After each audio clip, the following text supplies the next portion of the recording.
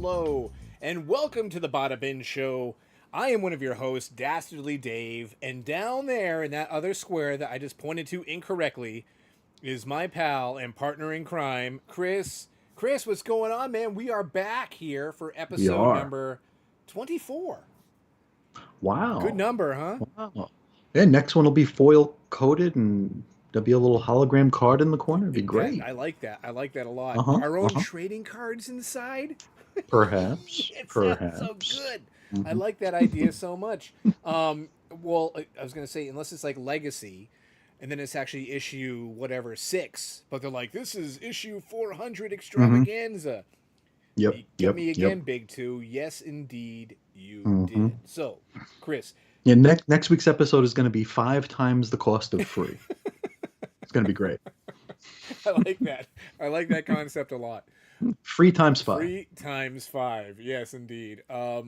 Now, Chris, I normally would lead off the show by asking how you're Hmm. doing, but quite Sure. frankly, I don't care.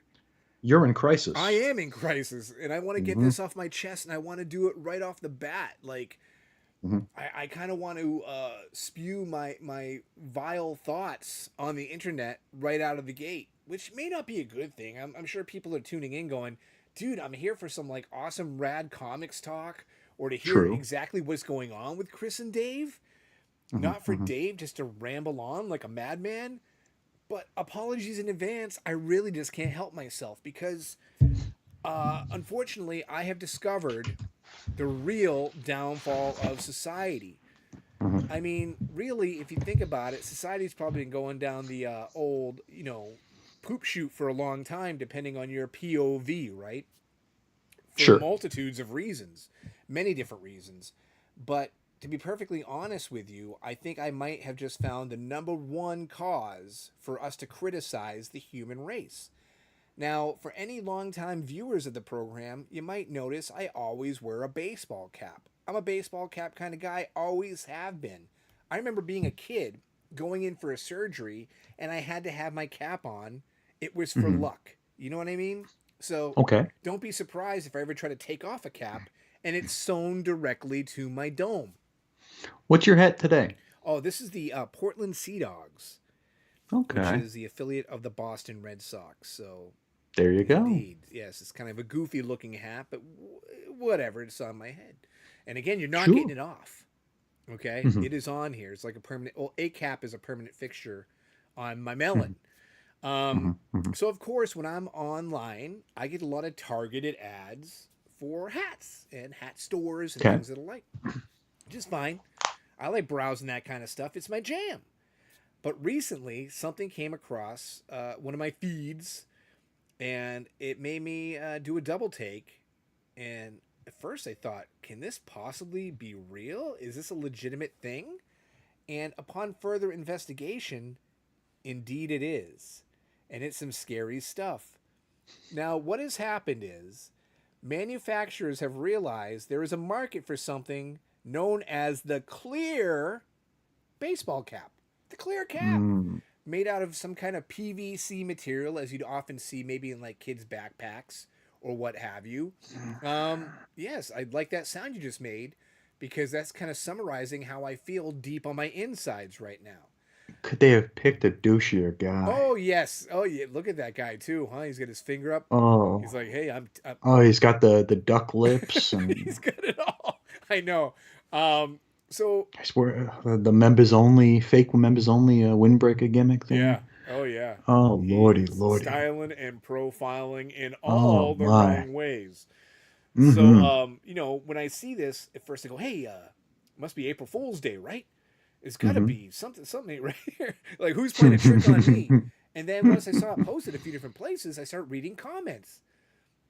And as I read the comments, I'm noticing, yeah, there's a couple in there from, hat fans like me who really enjoy their caps and.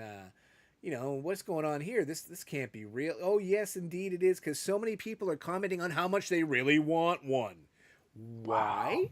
Well, one person decided to chime in and say, when I get my fresh haircut, I always hate putting a cap on because then no one can see it. And I'm sure, There's a I have a real good fix to that. yeah, Don't put a hat there on. we go. right? There you That would be go. the ultimate solution indeed. Hmm. But yes, Hat abstinence. I like that. Hat, Hatstinence. Hatston's hashtag. Hmm. Hmm. Yeah, man. So I, of course, am reading these comments and I'm shocked. I'm a little bit devastated. Like something inside me died a little bit. Sure. Uh, Parts of me that I didn't even realize I still had, with my whole faith in humanity lacking already as is. Yeah. But knowing that there is somebody out there in the world who sat at a boardroom table in front of a bunch of bigwigs and Hmm. said, "Boy, do I have an idea for you. Hmm. Let's do a clear baseball cap. Clear cap. Let's do that, and it's going to sell like hotcakes. We're going to generate a lot of interest in this." Everybody in the room looked around and went, "Yeah, you know what? Yeah. Checks were written. Checks are Checks were written, cashed. backs were slapped. I mean, Hmm. everything for the clear cap." Yeah. There was only one thing missing from the clear cap, though. What's that? A sticker on the You're bill, trying to the kill brim. me. That's what you're trying to Could you do. imagine? You know, Mm. people are gonna put stickers on the damn thing because it's made out of like a plasticine of some sort, right? It's not fabric. That thing's gonna be tagged up like one of those like Owala bottles or hydro Well, flasks. that's less concerning to me than actual like manufacturer stickers, Hmm. which drives me crazy already from the I jump. wonder if it comes with with Of one. course, it's going to. Are you kidding me? Because you got to put your It's hat gonna size on there, man. it's gonna say zero BPA. The cancer California cancer warning's gonna be It on it. might have to be Yeah, honest with you, if it's made out of yeah, it's made out of plastic for crying out loud. sure, sure. So yeah, man, I am just not flustered. Obviously, I'm speaking fairly clearly here, but inside, I'm full of flames, and rage, and Oh, disappointment. here's a question I have for you. Please. Later on we're gonna do a little impromptu. The price guide is right. What does one of these things cost? Uh, I didn't dive that far into it. There's only Oh okay. There's man. only so Okay, much. clear cap. Let me clear Okay. cap domain realm dot. Well, listen. There's only so much rubbernecking one can do, or like hate watching, or like paying attention to something out of disgust. So I never truly got to the cost. Oh man, let's I see know you're here. I'm googling. only seeing clear Why cases. didn't you look at like Oh my God, there's like CGC slabs for baseball caps? yeah, well, people collect caps, man. It's not my jam. It's not my thing. Well, I mean, at least you don't have to read a baseball cap. This is true. It's just for visuals only. It's an aesthetic item. Yeah. Sure. Maybe if I search for clear baseball cap Well, I here's the thing. douche. Yes, that's a good one. Listen, here's the thing. I didn't want to say like a store name on our show Hmm. because I'm not trying to put any Sure. free plugs out there by No. no stretch of the imagination. But I'm sorry, but if you looked up like lids.com and there you Hmm. look clear cap or whatever, I'm sure you'll find it because they're one of the accounts that I saw promoting it. Okay, so your clear cap. Mm-hmm. Please go and look. Um, okay, it's showing me phone Uh, cases. do I got to do all the hard work, heavy lifting You might have myself? to. You might have to. Oh boy, here I go. What if I just look up douche? That might Um, result in some very strange results for you, my friend. then maybe I You might want to shouldn't. hold off Yeah. on that. Don't make me speak while I'm doing this. I can't chew gum and walk at the same time. Let's see here. I'm just clicking on hats. This is Oh, we have oh yeah, we have the Super Bowl coming up. yes, we Forgot about do. It's that. going to be in a couple weeks here. Oh yeah, yeah, yeah, Yeah. yeah. Hold on, I'm on images. This is a terrible. See, I told you I shouldn't have let off the show with this because it started with me being like just angry, and now it's just two old What's the guys getting brand? defeated by the internet. Where is it? Here we go. Because I saw a little tag on the dude side of the dude's Yeah, I'm on head. one of them right now. Design Rush. Design Okay, Rush. no, no, no, no. That's the website. I'm Oh, sorry. Lids in sport clips, haircuts, drop, transparent cap in national okay, hat maybe look day up campaign. transparent. Yes. Nope. Transparent bottle. Oh my god. Boy, oh All boy. right. You know what? Enough about that. The fact of the matter is, it sucks. If you see someone wearing it, tell them it sucks. Say it's from me. End of story. Enough said. There we go. I think you might have just willed it out of existence because this thing is nowhere to be No, I found. just actually saw there was like a giveaway for like 100 of them. Oh, Yeah. well, well, well. Yes. Yes, this right here. Today, January 20th, Sport Clips Haircuts and Lids will put 100 pieces of the exclusive headwear up for grabs for lucky winners. Meanwhile, Sport Clips customers will also be entitled to special discounts. Da da da da da. So there you go. It exists. I'm not making this up. This is not, man yelling at clouds. Hmm. Okay? But alas, whatever. So is it just a gimmick for National Hat Day? You know what? You might be right. It might be more of a. So maybe it doesn't, people aren't going to buy this Well, then. no, of course they're going to buy them. Once you put something like this out Aftermarket. there, it's in a reality. You know what I mean? It's real. It's True. tangible. It is a legit thing. And I don't know if I mentioned, there's one thing doing something as a joke, as a gag. When I first read this, Hmm. again, I thought it was April Fool's Day. And then someone else, this is unironically cool. This is something I really Mm. want to wear. Hence, Mr. I need to show off my fresh haircut that I overpaid for with a plastic Hmm. hat on my head. Wow. Wow. I wonder if that's like the magnifying glass effect. Like you burn ants. Well, then it has a Like they're just purpose. walking around and their head just bursts into flames. Well, Chris, I'll tell you something. If anything at all came out of my rage here, Hmm. whether they make 1,000,000, 1,000, 100, whatever the case may be, you just realize that Hmm. they slab hats. Yeah, So congratulations, they can slab anything.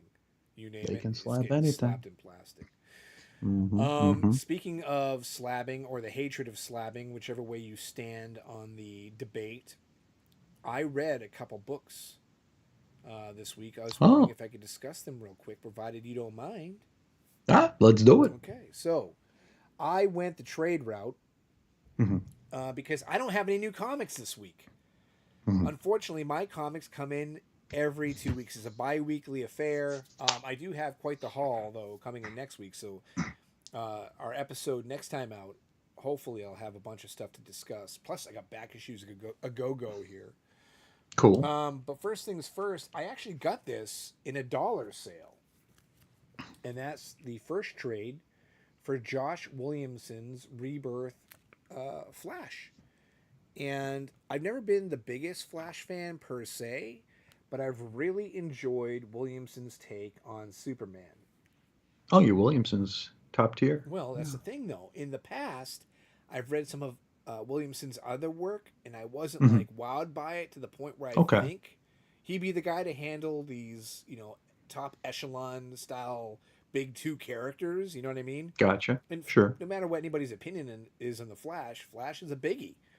Yeah. Um, so what I'm basically citing here is like Dark Crisis. Yeah, I didn't make it through that. It's not really that great. It's quite No. dry, as a matter of fact. Yeah. I might have reviewed it on this very show and used that word to describe it. Um, Perhaps. it's not going to knock your socks off by any stretch of the imagination. Now, Yeah. me diving into this for the first time, it's not that old. Pre-show, we were talking about like what year the rebirth. Oh, it's 9 years old. 9 years, so that's just a Yeah. drop in the bucket. We're talking about any of the material that we tend to read. Um, but to be honest with you, I can see a lot of blueprints for what he was or what he does now in Superman in this, Hmm. and it's good. It's pretty decent. Only problem is, if I was in fact a die-hard Flash fan, I probably would have a much more objectionable attitude towards this Hmm. initial arc, mainly because it's Flashapalooza, Sure. right? And how many times when I'm like reviewing a book do I complain that when you kick something off, just give me a good story based on that character. Let's just Absolutely. set the table. Lay the foundation. Yeah. Right, exactly. Lay the foundation here. But right out of the gate here, he goes out of his way to the whole storyline is about tons of flashes. There is a Hmm. lightning storm that creates flashes all over the city. He immediately gets a new sidekick. On and on and on. Flash, like I said, Flashapalooza. So yeah, from that perspective, if you were someone who was like old school Flash, or yet again, you just want something simple, safe, and Hmm. easy to read to kind of establish where it's going to go, this could Absolutely. slightly annoy you. But this, honestly, right, right from the top here, it is much better than Dark Crisis. So if you do want to get your feet wet with some other material from Josh Williamson other than Superman, which has been really overall just fantastic, Hmm. I would say this is probably a good place to start. You know, Yeah. His Green Arrow was good too. yeah, you had talked about Green Arrow last time out, Hmm. and I'm prepared to jump on. And this is a very old school thing, right? We Hmm. often talk about how new number ones dominate the market, and it's the only way to attract fans, or at least in publishers' eyes. Yet when Sure. we were growing up, you picked up Captain America, Whatever issue was out. Captain America Yeah. 246. It's Sure. what's on the stands. If you want to read Hmm. whatever superhero books, you just grab whatever. Um, Hmm. Because it wasn't like a like now I think it's like a project when people start reading. Where like if we talked about like taking long car trips. And it's like you pop into the store on the way out of town and you grab whatever's there. right. You don't go to the person at 7-Eleven and ask if they have number one. This is You true. know, you just pick up whatever the hell is there because you need something to read. And you're the way comics were written back then, you were able to read them. Yeah. You know, now it's a project. Can you imagine that? You just go up to the guy in 7-Eleven. Hey, man, I'm looking for a new number one. And he's like, Yeah. dude, I'm so stoned right now. Like, can you just go get a Slurpee? You walk up, is this a good investment, 7-Eleven guy? No, but I'll give you a pack of zigzags if you go away. Yeah. So, um, You get an extra pump on the slush puppy. hey, that's some serious Call business that. right there. Hold on Mhm. now. Um, so I was thinking about hopping on Green Arrow just based on Sure. your recommendation, even though it'd be at the end of the arc. But I'm like, yeah, what the hey, Hmm. Chris likes it. He's recommending it. Maybe I should give it a shot. Or should you trade weight? Right? Possibly, I don't possibly. know. I kind of want the. I don't I kind of want to go old school on that. know. Yeah, yeah. No, that's that. It always feels like cheating to go trade sometimes, where it's like I like to have the individuals. Mm-hmm. Yeah. Well, Now it really, I mean, now it's like they make edits in the trades, and it's not like we get letters pages or nice ads in the singles anymore. mm, It's just like the housiest of house ads. It's like, oh, well, this is a book that's coming out. Here's a picture of the Joker. Here's a McFarlane page. It's like, okay, well, you just called it that's cheating, but all I've brought to the show today are a couple trades. but yeah, but you're not you. I think you own at least half the books you're talking about here, right? Yes, and that's what I'm going to jump Yeah, into next. The yeah. Flash, dude. To be honest with And you, that was just a whim. it was a whim. It was a buck. Yeah. I'm like, can I pass on a trade for $1? I'm like, come on, man. And yeah, I'll check it out. I'll see what it's all God, about. and books with that trade dress are like they litter the dollar shelves in the used bookstores. Those initial rebirth Yeah, trades with the white border and the swoop. that's actually pretty notable because you remember when Rebirth Hmm. first came out, you're like, when will that banner go away? It took a long Get time. rid of that off the books. You don't need that curtain as a header. Well, I mean, they said New 52 until like issue 41 of each book. Mm-hmm. Yeah, you're You right. know, I mean, that's 4 years, almost 4 years of New 52 on the books. It's like, Maybe Clear Hat Guy was behind he might have that. been. Let's keep that tag on the He might books, have been. Maybe he's got New 52 on the side of his head. right? As long as it's Hmm. not the size of or the circumference of his head, I'm okay with that. All right. Hmm. Hmm. You had alluded to another book that I do, in fact, own all the individual issues of, but I decided to buy the trade because I'm a fan of this title, even though it's been a while since I've read it. And that's Hmm. Superman, Son of Kal-El. So when there was a trade sale on my comic shop, I picked this up for like $5-6. I'm like, it's good to have, Hmm. but I haven't read it in a while. Hmm. Now, Son of Kal-El wasn't a title that I jumped into immediately with both feet either. My friend Beto recommended it to me because I think at the time I was complaining about action, and I was saying Okay, like, yeah, we're War World. dude, I'm Yeah, like, I really would like a great Superman book. Like, there's no Superman main title. there was none. Yeah. Action is boring me half to tears. And he's like, have you ever Hmm. read Son of Kal-El? And I know you and I have both done this, right? The hype machine is too much to bear. Mhm. Um, like for example, I'm gonna use Saga. I remember when that first came out, everybody's like, "Oh my god, this is the best book since sliced bread." I'm like, if everybody's praising it, it can't be good. Mhm. Now Mhm. I've eaten crow. I've gone back. I've read Saga. It's one of my favorite comics of all time. Um, I've talked about this. I don't want to jam it down your Mhm. throat here anymore. You must be like, Dave, shut up about Saga. But with this, I did go into it after he recommended it, and I'm like, this is kind of the Superman book I wanted. You know what I mean? Mhm. So revisiting it here a few years later, it rekindles that spark that really got me interested in John Kent in general. Mhm. So what was that, 2022 ish? When was this initially released? No, I think before that. No, Really? yeah, I think it was before 2022. It's not only is it 3 years old now because it's officially 2025. Now you got me looking in here. You should be the Google master. You're the guy in the chair. Okay, let me There do you it. go. 2021. Superman's. Oh, It okay. says here. It's close. Published. Well, this is the trade came out in 2021. So there we go. And plus, Oh, so even before they that. rushed to the trade, so it's probably within that same time frame. Gotcha. But yeah, so I like the idea of we toss the word legacy around, Mhm. but I don't mind seeing characters age. I don't mind seeing younger versions of the characters potentially take over. This is actually a discussion that you and I have had before. Mhm. Um, Now, this isn't necessarily that per se because Superman did travel off to go do what he was doing in Action Comics. It's not like he Yep. aged out. It wasn't like a 5G Yeah. Yeah. situation, but Thankfully. the meek shall inherit the Earth, and John Kent inherited the responsibility of protecting Earth because he's also half human. Mhm. Tom Taylor, I think, was brilliant on this book when it first came out, and I'm stressing that because I do want to mention the tail end of this series and the limited series that came Follow ups. after.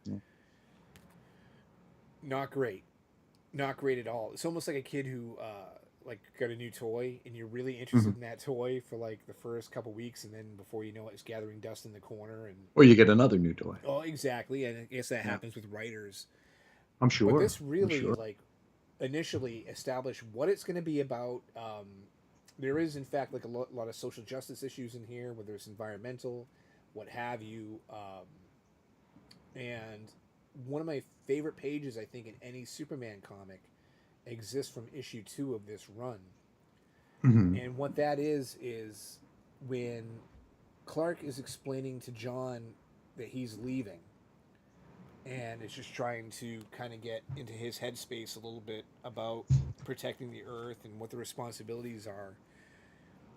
They have a heart to heart, father to son talk, um, just basically about you know what what do you think could be done better? What do you think humanity could be? You know what I mean? If you take the Hmm. clear caps out of it. And Hmm. John mentions like if we all work together, we can have this, that, and every other darn thing. Basically describing utopia. And Clark is or Cal is like, yeah, you know what? You're right. And John looks at him and he's like, if that's the case, why don't you do more, Dad? You know what I mean? Why aren't you're Superman? Why aren't you solving all of our issues? To which Superman essentially replies, I'm not human. You are. Hmm. And I love that page. I love the sequence. It was also drawn by John Timms, to which you already know I'm a big fan of. Um, so it was really a double whammy of, I thought, just an excellently written story, just crafted perfectly, and phenomenal art. Unfortunately, there was a fill-in, which didn't quite hit.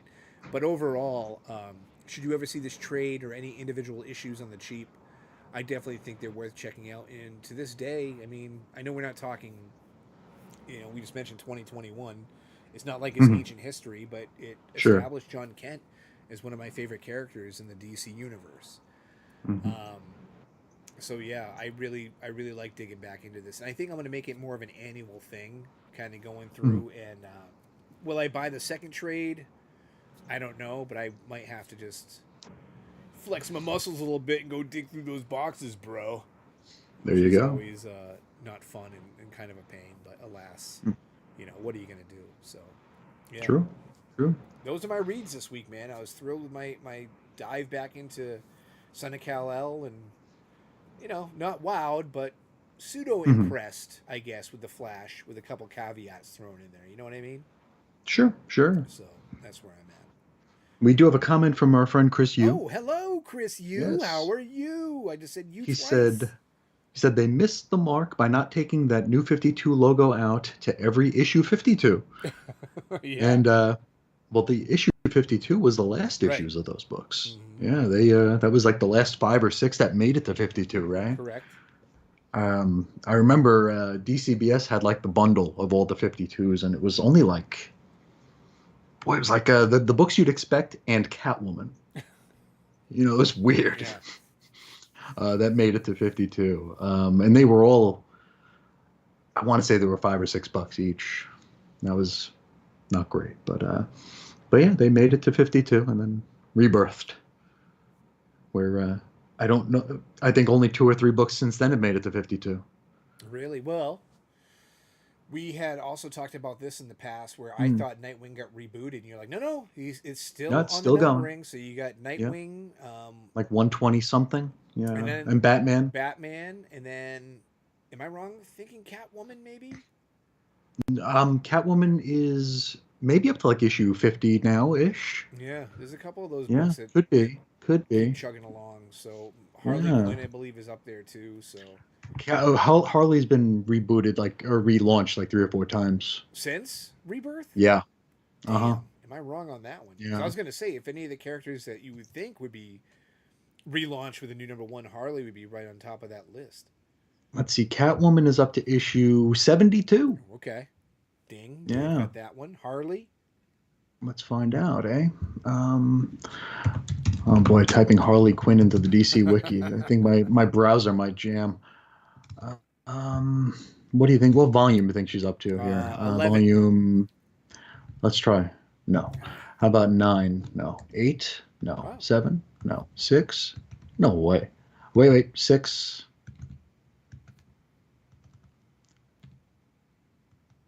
Okay, let's just go to volume 1 and then we'll go from Okay, there. that might be better. Yes. Let's see, next one is volume 2, and that's the new 52 one, and that ran 30 issues. Mm-hmm. Volume 3 is Rebirth, and that went 75 issues, but then was rebooted with Infinite Frontier. That went 47 issues, and that's where we're still at. Okay, so we're almost at 52. There we go. I'm kind of right, Almost not at fully 52. right. Kinda. Pseudo, kind of, maybe iffy. Sure. Close enough. All right, groovy. Close Groovy. enough. Very good, very good. I'm trying to think of anything I might have read this week. Well, you were very 'Cause busy. I was You very were a busy. super busy beaver, and normally you probably would have let off the Hmm. show talking about that, but I A I bit, usurped all the probably. time with Yes. my anger Yes. over the whether it's a real product or a stunt, the clear hat Mhm. thing. So, do you want to fill Yeah. people in on what you've been up to? Yes, but I wonder how you tighten that hat. Is there a way to tighten it, or is it just you buy the one size? Is it fitted? What are you talking about, man? The clear Yeah, hat. yeah, dude. Like any other cap, either it's fitted, like you just mentioned. But I mean, a fitted hat has give, Yeah, right? Because it's fabric. yeah. It's not like a helmet. And could you wear it backwards? Oh, don't let's. Sideways? No, no, no, no, no, no, no, no. All You right. lured me in. You got me a little bit there, going, "Oh, well, how would you wear Mm-hmm, such mm-hmm. set of cap?" And I'm like, "Well, guy, come on. You could have a little fastener in the back. It can be fitted." And then you're talking about wearing it backwards. No, you know what? Conversation's over.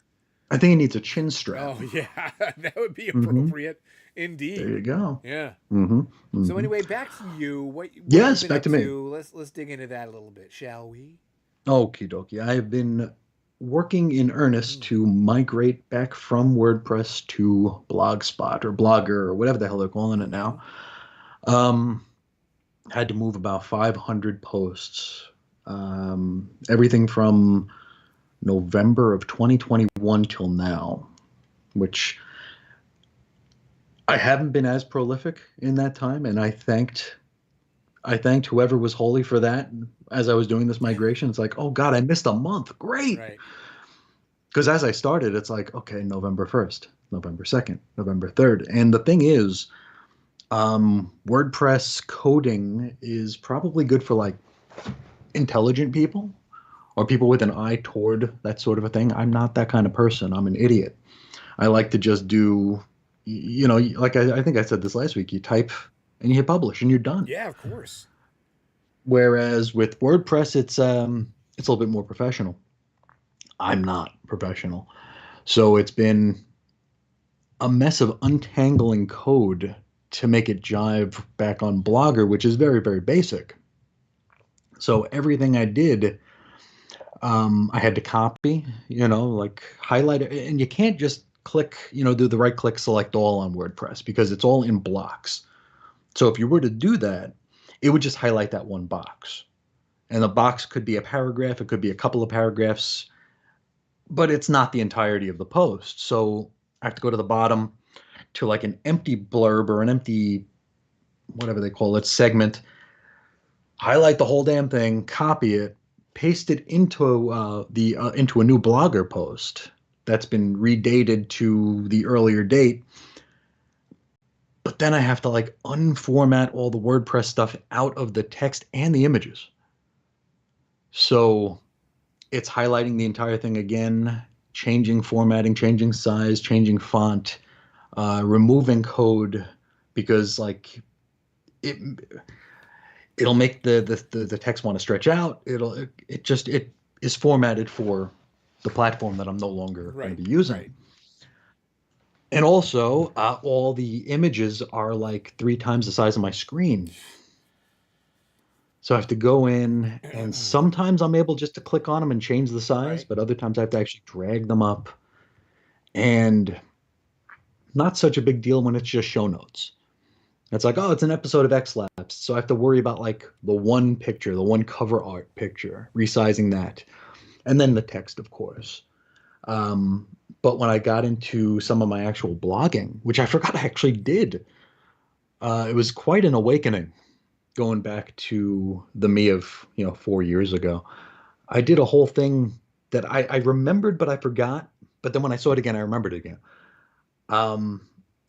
Back when they launched Classic X-Men, every issue for the first 44 issues had a backup story, a brand new backup story, a very customer-friendly thing that we usually wouldn't associate with Marvel anymore, where you got a story, you got your whole, issue of Uncanny X-Men or Giant Size or whatever the hell it was, and then you'd get like an 8-page backup that actually played off that story, probably just something Claremont like didn't realize was advantageous until after the fact. But you're getting I was going to say filler, but that's the wrong word for it. You're filling out lore basically. Right. And you're getting something original, and it's got John Bolton art, which is amazing. And I did an entire series of these 44 backups, blogging them, so images and text, not just a podcast sort of gimmick. And holy cow, dude! Some of these things had like 15 images on Yeah. them. So it's like I got to go through and format every single image, and some of these things were 5,000 words. So I had to do that it was just such a mess. And then tags, holy cow. I had to tag everything so things would come up in a search or come up just if you click a tag on the Yeah, website. of course. Oh Yeah, man. that's dude. You were texting me about this. I'm like, what a nightmare. And it's just like, Oh, it I was. know we talked about it a little bit last time out too, but it's like you should. If Yeah. they only had like an RSS feed where you Mm-hmm. could just copy one line, paste one Yep. line, and everything, Pop even it. if it takes like forever to like do it, Sure. you that's Mm-hmm. your involvement in it, right? Yeah.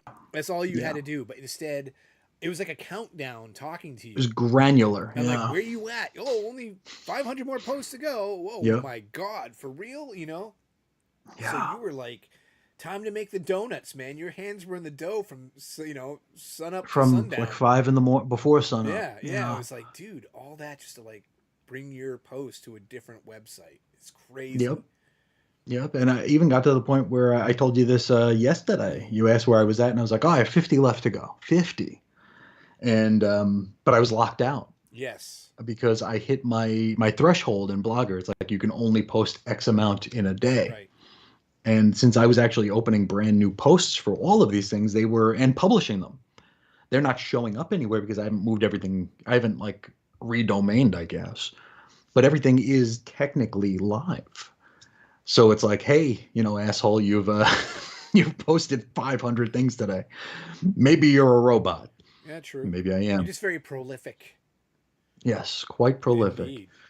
It's like, how did you move a million words? Um, so I was locked out with like 50 to go. It was like getting tackled on the 5 yard line. Like, God, come on. I'm in a rhythm and it's moving and I'm into NML crossing. So it's like definitely the end of Yeah. it. And it's like, you've posted too much today. Ay, caramba. Shit. So this morning when I got up at 5, I checked it out and I'm like, oh, I was able to open up a post. Cool. Mhm. Moved something over. I tried to open up another one. You're timed out. I'm like, I was able to move one. Yeah. So I waited like a half hour, tried it again, and sure enough, it was open again. So I'm guessing it was like a rolling sort of thing, not like a calendar day sort of limit. But I was able to move everything. So everything is moved. Every single word has been moved. And it's just a matter of, I guess, in the interim, chrisisoninfiniteearths.com was a Google domain. The thing that you pay $12 a year for. It's your domain. Yeah, you have Sure. it. I guess Google domains sold off to Squarespace. Oh. So it's a new thing. So trying to detach from DreamHost, who I have with WordPress, it's now like Squarespace wants me to be hosted by them. So it's like I don't know how to bypass that and just get to what it used to be. Mhm. Because I mean, I was looking at my bill; it was like $170 for the year, and it's like I don't want to pay that for hosting because this is not something I'm looking to do professionally. I was talking to my buddy Walt about this. I was filling him in as I was going through as well, and I'm like, man, I must have had some delusions back in 2021. Like this was going to be like a thing, Yeah. where I don't have the stick to itiveness for that. I don't have the vision for that. I don't have the stamina for that or the temperament for that. It's just a total mismatch. I should have never moved.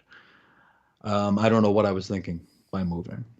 Well, to be honest with you, if the internet ever goes dark, you're completely screwed. So maybe you Hmm. can publish the world's largest coffee table book of Could all be. your blog posts and links. Hmm. Biggity bam, biggity boom. You know what I mean? Yeah, And you have a it's hard like copy. it's like calling back to this. Go back to page 42. Yeah. Hey, you know what? In honesty, it might be easier. Hmm. And our friend Chris Yu actually was he commented on a post that I did in 2019. Mm-hmm. And it was the post where I was announcing that the next post was going to kick off Action Comics Daily, which I'm sure I've talked about it here, but if people don't know, I spent pretty much an entire calendar year going through every single story in Action Comics Weekly.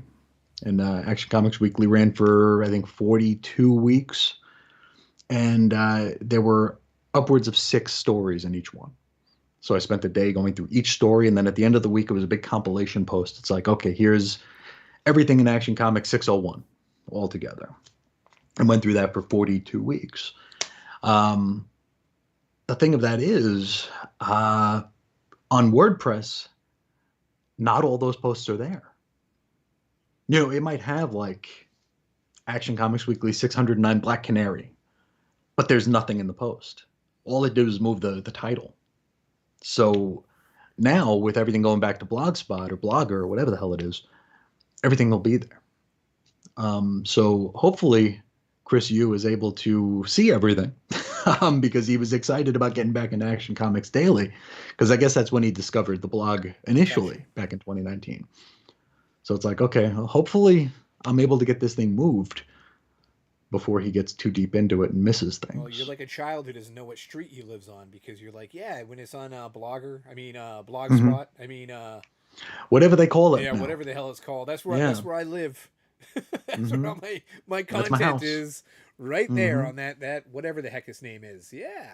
Hmm. Hmm. Hmm. Well, God bless you for Yeah. being able to like deal with that. I Oh, I understand oof. like saving money as a motivation too and stuff, and you want to like that spark of creativity back in you and writing again. So you Yep. kind of want like fresh environs, Familiarity. you know, Yeah. Yeah. and everything else like that. But like the whole project aspect of it, I just mentioned I wasn't willing to go through boxes to find my individual issues of Son of Kal-El, Sure. and I Sure. understand it's not like literal heavy lifting, but Hmm. mentally the toll that you take by having to Oh, go dude. through all these trials and tribulations just to move, Hmm. albeit thousands of freaking blog posts over, is like Yeah. frustrating, just No, unbelievable. and it was quite a an education because like I didn't remember so much of the stuff that I Mm. did. Well, that's why we Um, jumped into this, right? Because you didn't do any yeah, reading this week because you were reading your old stuff, right? and I was, and this is gonna sound, I don't know, a bit snobbish, but I was narrating it too. Oh, I was listening to my old stuff as I was doing this. I was in a total uh, uh, self-filleting sort of mode there, where it's like I'm reading my words, listening to my stupid ass talk, yeah. um, and just being like, I guess, reunited with my, I don't know, my oeuvre or whatever, however you say it, right? My body of work, and it was very weird because I'd forgotten so much. Hmm. Like I did like a, do I have it right there? I found this at a record store, a bit of ephemera. Great. Look and Find X-Men. Okay. It's basically Where's Waldo Right. for the X-Men, Hmm. right?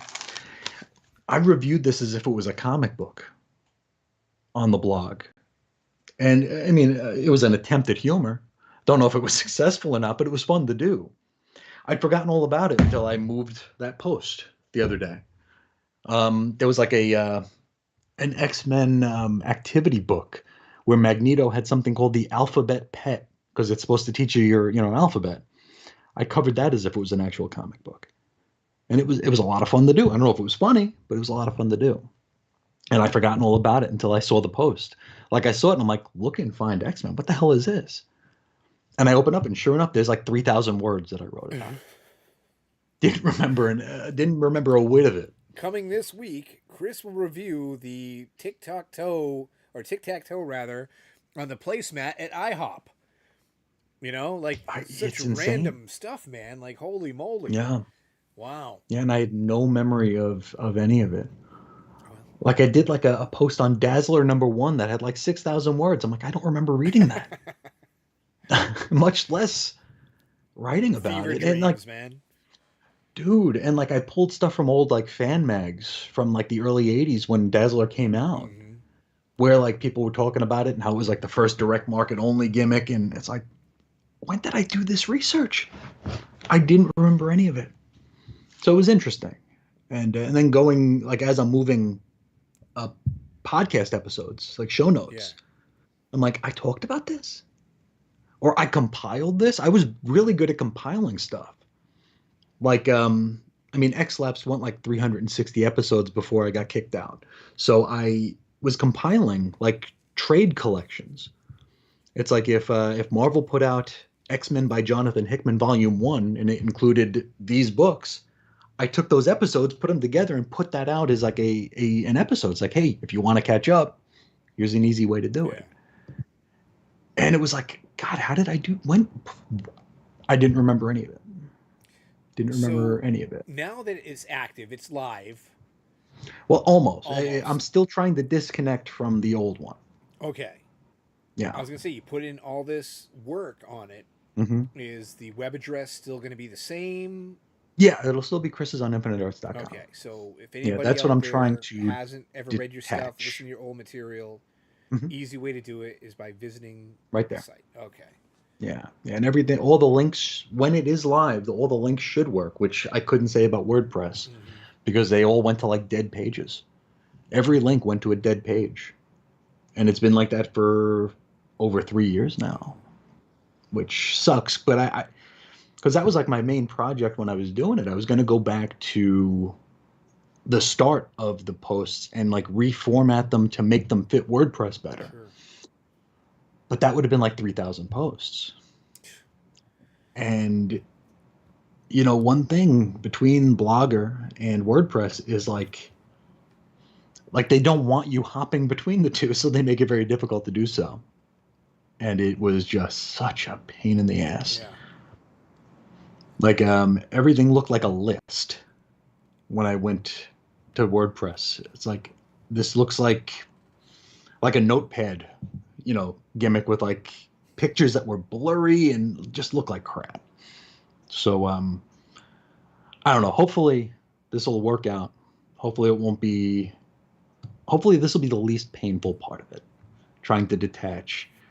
Of course, the host. It's like you could talk to the AI assistant if you have any questions, and it's like that's gonna help. Hi, my name Yeah. is Tom. It is nice to Hmm. help you today. Yeah. Hmm. Oh my God, the AI So we'll assistants. see. Yeah, yeah, yeah. Let's see here. Oh, Chris, you says everyone had blocked out reading every issue of Dazzler. Yeah. You know, you were talking about the classic X-Men stuff, and Mm. immediately it Yeah. popped into my brain being a kid, and there was the one with Arcade, Uh huh. and him as like a child, and I was like, Yeah. man, that was a really dark story. Like, Oh that yeah. was, Where he's, I actually just read the review of that where like he's playing with his toys and like the stand-in for his father comes in and yeah, then you flash forward to the future and he's like killed his dad and or killed the robot looking like his yeah, dad. man, that was some pretty Yeah, heavy heavy stuff. stuff. Yeah, for real. Yeah, Like, I think that was a Nocenti yarn. I was gonna Yeah. say that, but I was just that would be a shot in the dark. But Yeah. yeah, man, I that issue in particular that stuck with me for a long time. Like, Oh yeah. this is one hell of a backup right here. It's like when you think about backups, they're usually not worth a whole hell of a lot. Um, No, no, especially not now. but I can cite like there's some from like Green Lantern that were pretty decent. Of I course. might even brought it up on this very broadcast before. The silent Hmm. backup story from Green Lantern was very good. Yep. It's like the evolution of a Chorsman. Um, Sure. yeah, and even then, like I haven't read that arcade one in what has it been, 30 years more, Probably. but it stuck with me this long. So whether the story Yeah. itself is good or bad, Hmm. it made its mark. You know, Oh yeah. Yeah. so No, and like one of the things when I used to listen to podcasts back in the long ago yeah, is like you'd listen to a show for a while and then you'd start picking up like on the inside jokes of the show, and it's like it'd be cool to have that. mm-hmm. And I'm listening to my old stuff and it's like God, I don't like people who talk about like Legion or X-Men being so impenetrable to get into because it's just so far up its own Uh ass oh, with its own jargon and stuff. yeah, And I'm listening to me talk and I'm like, how could anybody listen to this and get anything out of it? Because it is so inside baseball. It's like I mentioned like the Marvel Wiki randomizer, which is something I always brought up for a certain writer who would use the Marvel Wiki randomizer when they brought up right, characters. Um, the Hoxpox era X-Men books had something called info page. I called them info pages. I don't know if they had actual names or not. But it would just be a white page, no art, and just some words on it. So like you're paying at least a quarter for this mostly blank page. And like I would have like terms for them. uh, And it's like, oh, this is another one of the Ben Percy special. And I'm thinking like, what the hell's the Ben Percy special? And then I actually explain it on the show every time I mention it. It's like, why am I even doing this? yeah, Where like the Ben Percy special is basically a page of dialogue that someone didn't feel like drawing. So it's like the next page of the story, but just the dialogue. Why? But I have all these like insider yeah. terms Hey man, you were that just make doing the you, bro. show. There's nothing wrong with that. It's just I like you guess. said, I inside guess baseball. Maybe you need a translator to fully understand the show. But could be. alas, it's out there, or it will be back out there again. So, you Yeah. know, Yeah. It's very very bizarre. Like listening to yourself and not recognizing your own voice. that's never happened to me once. Coming from a guy who loves the sound of his own voice. Oh my god. Oh man, they were. I'm like, I'd make points. I'm like, how the hell did I get that? Where did I come up with that Yeah. one? Where did I? Yeah, it's very, very funny. And I did listen to a little bit of NML Crossing. I was listening to some Azrael fighting Michael Flatley, Lord of the Dance, which is a. It was a guy who was dressed like Michael Flatley with a skull on his face, and like he would dance people to death. And it was so bad. Yeah. But it's like I hardly remembered it, and because when I mentioned the compilation post here, it's like, okay, if I'm gonna like get back into NML Crossing, maybe I should do compilations if people wanted to catch up. Again, this is assuming anyone gives half a shit. But it's like, oh, maybe I can just compile the way DC would. It's like, okay, Cataclysm Volume 1 is going to be, these 12 issues. So I just pull all those together, put it out somewhere, and see if it floats or see if anybody digs it or catches any sort of eye. Yeah, that's Now, useful. If I mean, if someone really wants to yeah, dive into it, you've really just made it so much easier for them. yeah, But in the yeah, adverse, you think it's almost like some spider weaving a web only for someone to walk through the doorway and go, ah, could damn be, thing. You know what I mean? You could put be. well, I just say that because you put a lot of effort into it. You put a lot of Sure, work into sure, it, and is it going to be utilized? We don't know, but it's there if you yeah. need it. No, You and I've know. had people who would only listen to my stuff as collected editions. Mm-hmm. They trade weighted the show, which was weird because like there's a truck driver who drives overnights. It's like, oh, I had this 12-hour episode of this idiot talking about X-Men. I'll put this on and it'll be the whole night. Mm-hmm. So I think that was helpful for some people, Right. but who knows? Well, you're about to find out again, Yeah, my friend. See perhaps, if all this perhaps. importing and what have you Yeah, is going to bear any fruit. So, it's true. And it's like I realized as I was doing the NML Crossing stuff, I thought I had a really good schedule with that. mm-hmm. I did not. I really did not. Because it started out being a Monday through Friday show. Because I didn't want to do the 7 day a week thing again. Because that burnt me out like Right. crazy. Like at the end of X Lapsed, oh my God. You would think that I was, Frederick Wortham gets like the banner of hating comics from people who don't know anything about Frederick Wortham. I felt like I was worse than that. Like I just hated everything. Like I was pointing out, I was nitpicking to the point where that became like the point of the show, just so I could talk some shit about the editors. Mm-hmm. It's like, it's a good thing we have 6 editors on this book. Yeah. And I'm listening and I'm like, oh God, this is appealing to like one person maybe. People who just like have like a massive hate on for Marvel. It's like, why did I spend hours and hours doing this?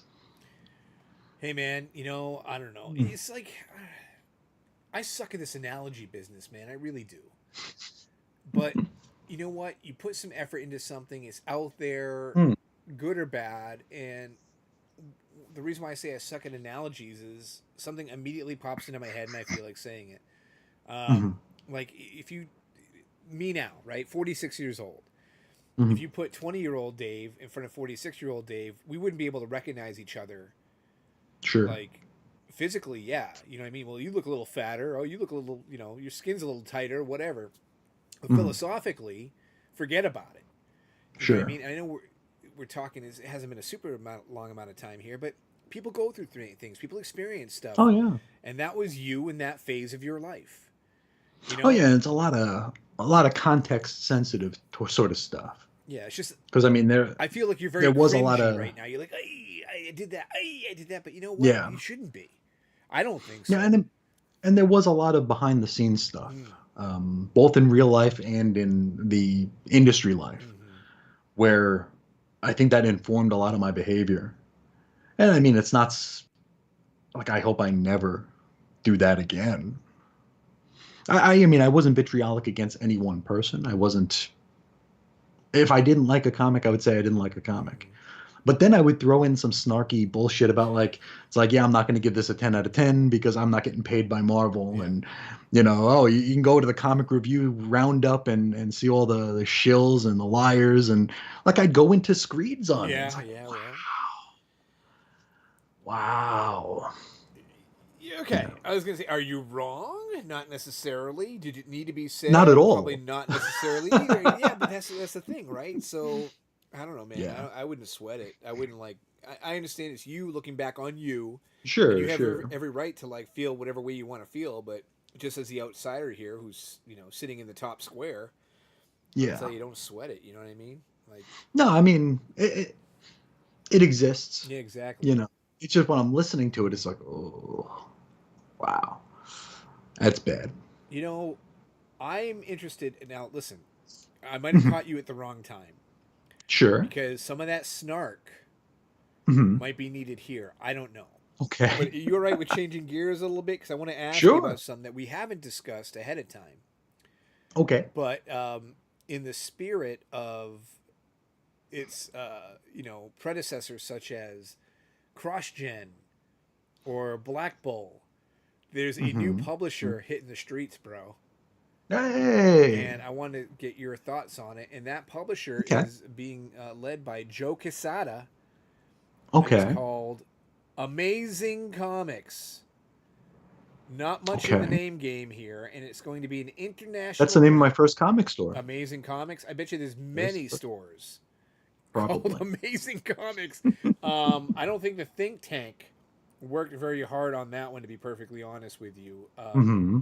But alas, it is going to be an international brand with Mad Cave distributing here and then across the pond, I suppose, a company called Dupuis. Panini? No, Oh, okay. Dupuis. No Panini for you. And just to kind of give you a gist of everything here, um, Doesn't Quesada already have a publishing? Didn't he have Event Comics? you know what? He might have. That's Yeah, where Ash came Ash. You're from. right. Yeah. But maybe that's it Huh. went the way of Ash. It's dead and buried. Well, I think that was also co-owned by Palmiotti, so This is a maybe solo that's a venture. Well, solo gimmick. the Yeah. reason why I'm bringing it up now to you is not to kind of, Hmm. well, I mean, yes, to get your initial response on, hey, Sure. this new publisher hitting the street, bro.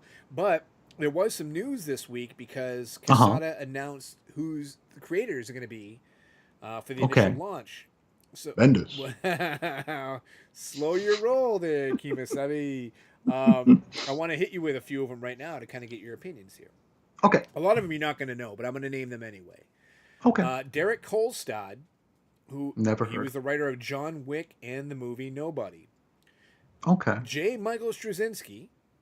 Well, okay, I'm not going to list his credits here because I know you know who he is. Um, Stephen Paul Judd. He was the writer on Dark Winds and the Echo television shows. Okay. Christopher Priest, Mr. Hey, Owsley. like that guy. Yeah.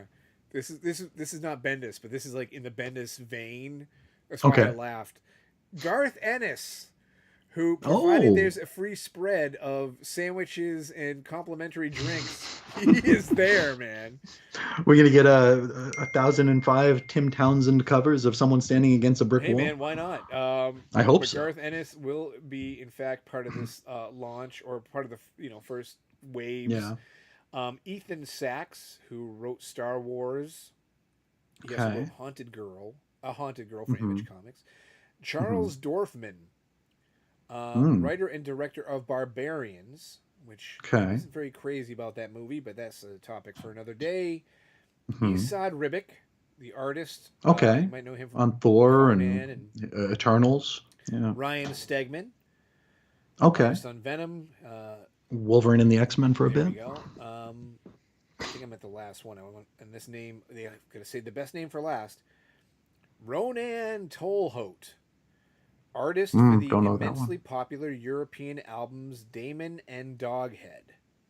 The Okay. first title will be called Disciple by Joe Quesada and Charles Dorfman. Okay. Now, do any of those names tickle your fancy or draw any interest from you in Amazing Um, Comics? I like Priest, Sure. and I like Quesada's writing. Quesada did a really good run on Yeah, Iron I liked Man his Iron before he Man was run. Yes. editor in chief. I thought that was really, really good, surprisingly It good. was very good. Um, and I mean, I think the only one that I would be kind of a little bit on the fence about would be Straczynski. Okay. Maybe Ennis, but Straczynski is. I don't need to read any more Straczynski. Um, Ennis, I'm hot and cold with. You know, stuff I like, stuff I don't. I don't feel strong enough either way to say I would avoid or seek out Right. something. Well, I mean, honestly, Yeah, he's got a lot of. I was going to use the word, but it's not fair. Heavy hitters, but he's got people involved in the movie the other and end. TV Yeah, industry involved as sure. well. And as far as I know, it's like their first Which foray tell into comics here. which tells me that the books are going to be astonishingly late. Okay. All right. as far as the price, I don't have any price points here yet. There is a cover image for Disciple Hmm. #1, and I do not see a price on there, so I couldn't begin to tell you. Do we have a date? Let's see as I scroll through this article here from, and I'll give credit where credit is due. This article is from AIPT, which they always Apple. where they always bewilder me with their very inconsistent reviewing policies here. Um, it just says 2025. Okay. And it says, just a quote here: Amazing Comics has been living in my creative journal since 2005. I always knew it was in my future, said Quesada. Having the opportunity to help rebuild Marvel and later become part of the Disney family was one of the greatest highlights of my career. It allowed me to play in almost every creative sandbox imaginable and collaborate with some of the most brilliant talents on the planet. Now I get to Hmm. take everything I've learned over 2+ decades at Marvel and pour it into Amazing Comics. Um, his mission is simple: to tell great stories with stunning art and to build a true community between Amazing and our And readers. Netflix. Oh. You funny man. You very funny guy. Here is a logo again on screen. Oh, And I am crapping on the name because it is very basic. it's very The generic. logo is pretty Yeah. generic too. So Okay, I'm waiting for it to come up for here. an We're artist, we're lagged a bit. yes, an artist of Quesada's ilk, to There. be Oh, good. honest with you, would What? think it'd be a little bit more. Looks like a college baseball team's cap. Well, speaking of caps, I might have a cap that looks Yeah, just like that. you might. To be perfectly honest with you, but yeah, it is Mm, interesting how it is in partnership with two different other publishers. So sure. that's a fairly interesting aspect of it. And yet again, I mentioned they get the director of Barbarian. Barbarian was one of Hmm. those movies everybody's like, you got to see Barbarian. Yeah, Never I heard was of talking it. about the Hype Machine and how Hype Machine can turn me off from comics, whether it was Son of Kal-El or Saga. Sure. And then I watched Barbarian, and I'm like, there's a lot to like here, but there's a lot that doesn't appeal to me. So I don't see how everybody and their mother is telling me Barbarian is the next best thing Hmm. ever to see. Celluloid. But alas, Sure. once you've established yourself in other markets and medias, I guess it opens up these avenues for you. Oh, comics will take you by the pound. Yeah, Yeah. yeah. So there you go. Yeah. So that's Quesada's interest, and we'll see where it goes. I jest bringing up Black Hmm. Bull and Cross Gen before I started, the reveal of Hmm. what Amazing Comics would be to Sure. you. But yet again, I almost feel it's in the same vein. Well, you missed one company that is semi-recent, AWA Upshot. Yes. Okay. I mean, I mean, the editor in chief of that is Axel Alonso. Mm-hmm. Bill Jemis is part of it. I'm sure Garth Ennis has 3 or 4 books He there. has had books with Um, AWA. yeah.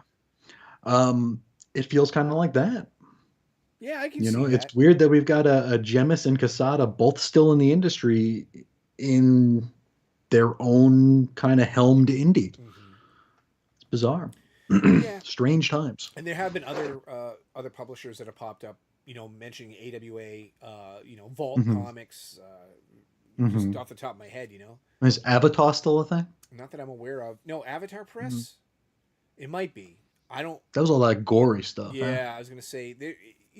I'm sure Ennis had some books there too. Yes, he did. Yeah. But I mean, when I look at previews every month for the books that I'm gonna Hmm. pre-order, there Sure. are just tons of random publishers out there. Oh yeah. But I guess you brought up a good point with AWA being in the same kind of vein here when I talk about Black Bull or Cross Gen, Hmm. and the reason why those are probably more applicable than bringing up Avatar or like 10 Ton Press or Sure. whatever is because it is fueled by whether it is someone who's in the industry, a group of creators, kind of throwing their hat into the ring to Hmm. say, we're going to be the next cool guys on the street. You know what I mean? CrossGen was a collaboration between a bunch of different creators, and of course, Yeah, it was at Alessi, the Alessi company, where like they all had to work in the office and they were all exclusive, so they couldn't do any work outside of right. the auspices of And you had the CrossGen. Very weird. CrossGen bullpen, and then you had Wizard And he was Magazine like, behind "Oh Black yeah, Bull. yeah," with Black Bull. Mm-hmm. Yeah, Garib. Good old Yeah, Garib, good old Garrett telling us what we could and could not buy. In the price guide, letting us know that Just a Pilgrim #1 was worth $100. at least, Yeah, there we go. at least. No, the that Alessi guy, that he reminded me of like in wrestling they call it a money mark. Oh, what does Someone that who mean? like buys a promotion just so they could buy all the talent. Really have no vision Uh-huh. for the talent, but they just want to own them. I mean, you can argue that that's happened semi recently. It's happened in the past, of course. Mm-hmm. Um, but like this Alessi guy, it's like he bought George Perez. Like George Perez had to like leave his Marvel work to be with him. Mark Wade, actual. I think Chuck Dixon was in there. It's like actual big names of the time. Yeah. He was just yanking them off the table. Very weird. Very weird stuff. And it is weird stuff, but I remember when CrossGen in particular came out and how every creator behind CrossGen was talking about how great it was. Ron Yeah, Ron Mars, yeah, Mars, you're right. Was Middleton involved in that, or is that before his time? might have been before his Might have been time. before his time. Yeah, but anyway, you're right with Wade, Mars, Yeah, um, Perez. Perez. There's a few others there, but anyway, thanks to we just mentioned Wizard Magazine, Hmm. CrossGen got a lot of press. They did. They Um, did, and it almost hid the fact that their books were boring. I had bought a couple back then too. I remember there was Me too. what Ruse was the Wade one. It was like a the Victorian fantasy. It was detective. like the fantasy one there. Yeah, there was a few. And then with Black Bull, you had Gatecrasher, which was Amanda Connor. Yeah, Palmiotti and Gray were, or is it Palmiotti and Ennis? No, no, Ennis was doing Just a Pilgrim, Just a Pilgrim. which was actually pretty good. Yeah. It was a western, Hmm. Yeah. post-apocalyptic western. Think what Hmm. Jonah Hex did with Hex, but it was, to be honest with you, better than the Hex series. Hmm. So that was pretty good. And that actually had a couple, because that wasn't an ongoing, so it had a couple installments on that. Seasons or Yeah, okay, whatever you want to call it. I guess since whatever. Yeah, since you love television so much, calling it seasons I is do. appropriate. I'm just sound. I want to sound like the cool kids. You are one of the cool kids. You don't need to I sound like know. one. Okay. Yeah, let's crank up the Echo Smith here. The Echo Yeah. Smith. I thought you were trying to say It's a, Aerosmith. I was like, what? no, no, the band who has that song, The Cool Kids. I see. I don't even know what that is. So I don't Say belong no. here. I might as well just leave. All right, everybody. Adios. Woo. Exit stage left. There you Yeah. go. All right. But yeah, I guess that's all I got to say about that. I mean, good luck to them. Hopefully, they put out some good books. I mean, here's one fresh Distillery. We didn't even Hmm. talk about Distillery. That just What is that? dude, Distillery is a bunch of comic creators collaborating for their own publishing venture as well. So you have Hmm. Tinian, Ram V. I think Snyder might even be involved in that.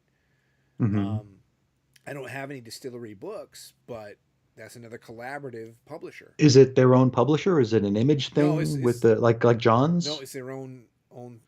Okay, their own Yeah, publisher. from tip to tail, apparently Okay, their own thing.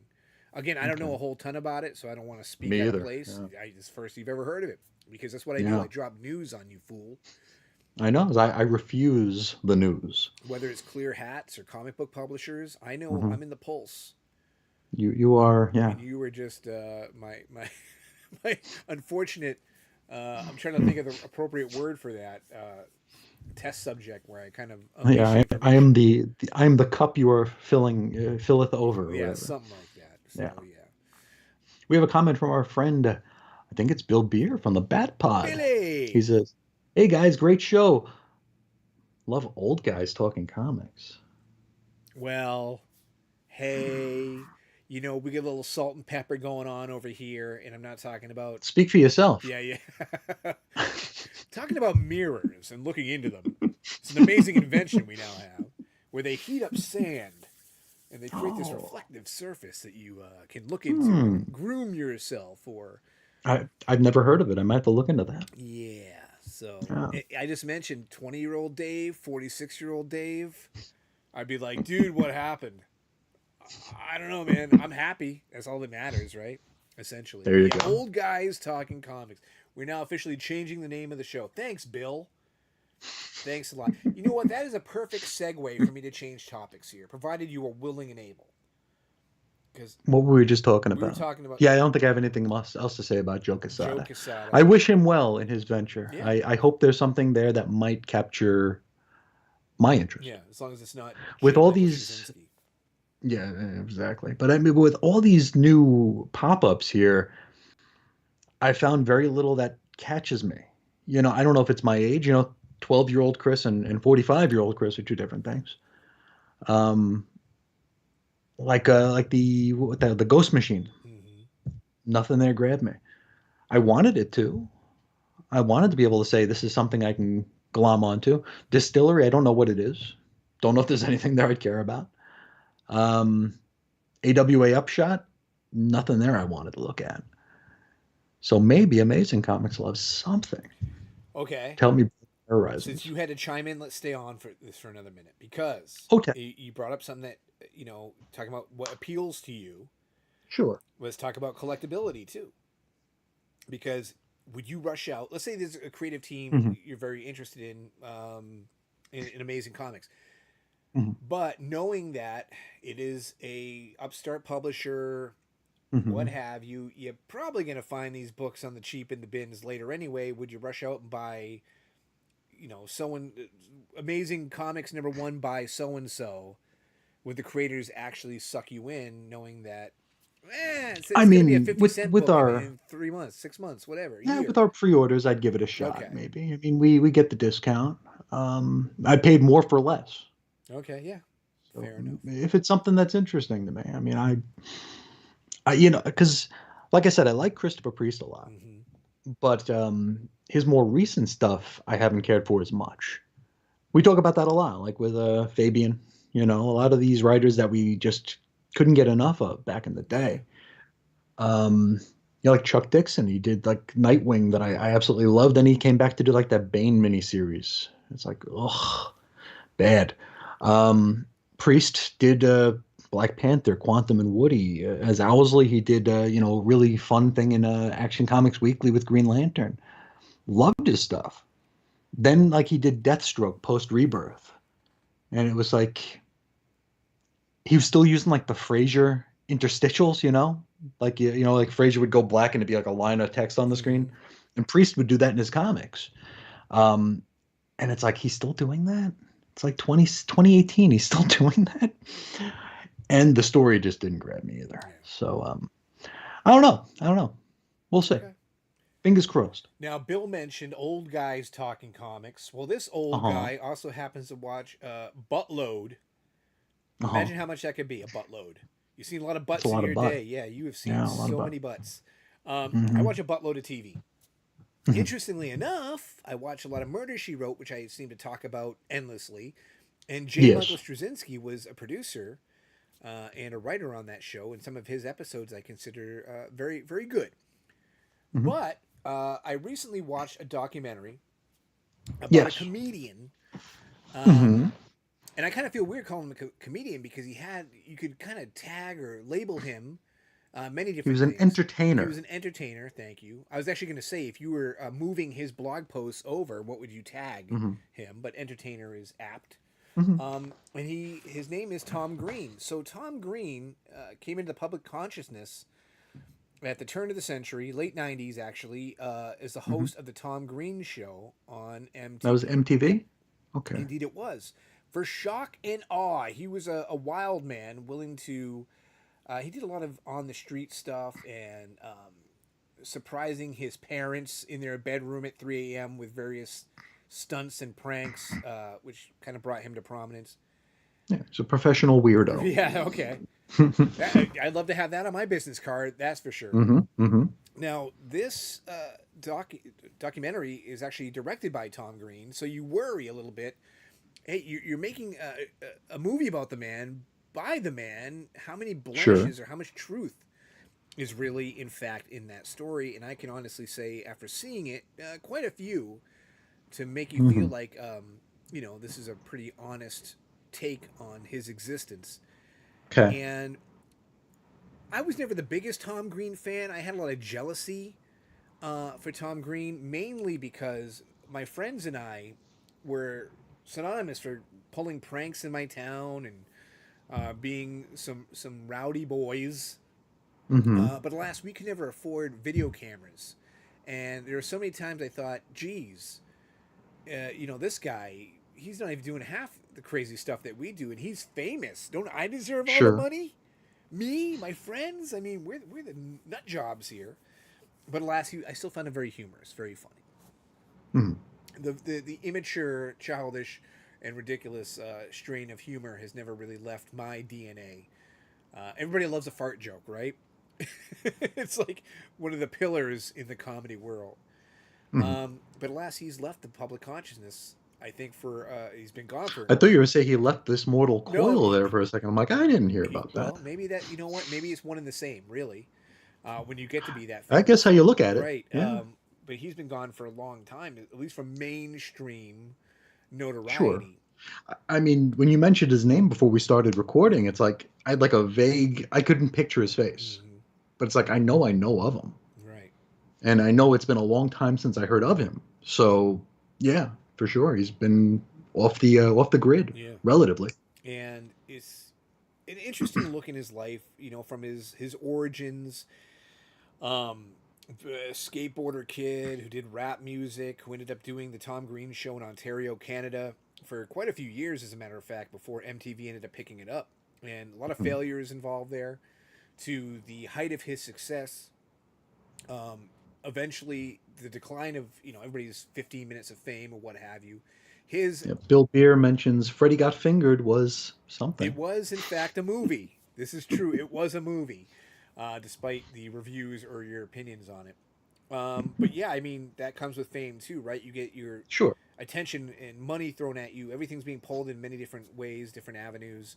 Who knows? Maybe you'll be asked to write for amazing comics. But the thing here with him is, once he did eventually, disappear pretty much from the cultural zeitgeist, if you will, he Hmm. was still sticking around and doing some pretty interesting things that I haven't really fully researched after watching this documentary, so I can't say with any confidence it's 100% true. But even if Sure. there is a slight truth to it, it's pretty intriguing to me. And that is, he was doing a show on the internet from his home he called Webavision. Now, Webavision would predate any of the popular shows that we know of, or these. I call them $1 million franchises. You corrected me and said $1 billion. When we were talking about this pre-show, for example, like stuff whether you like them or not, like Joe Rogan. Um, Sure. That's a lot of money. that's a lot of money, exactly. But like all the shows that you see now that are set up in us, but in these comfy Hmm. confines where people are just Sure. talking about what have you. Just Tom cutting it up. always aspired to be David Letterman, so he always loved that late night talk show kind of format. Hmm. But on this documentary, talking to other professionals, people in the medium, they often cite Mr. Green as being the catalyst, the impetus, the reason why they got into what they did and were able to Sure. monetize such a thing. And in some ways, he's like the godfather of the podcast or video, kind of content. I broke the And mold. It just it made what because like you look back at it now and it seems so normal, but to go back and contextualize it, it's like this is really offbeat mhm. compared to the mainstream. Where now it kind of is the mainstream. So yeah, I co-sign that for sure. I mean, that's the gag, right? Everybody has a Yeah. podcast. Everybody has, Hmm. a show about this or whatever because we have the Of technology. course. It's easy. It's cheap.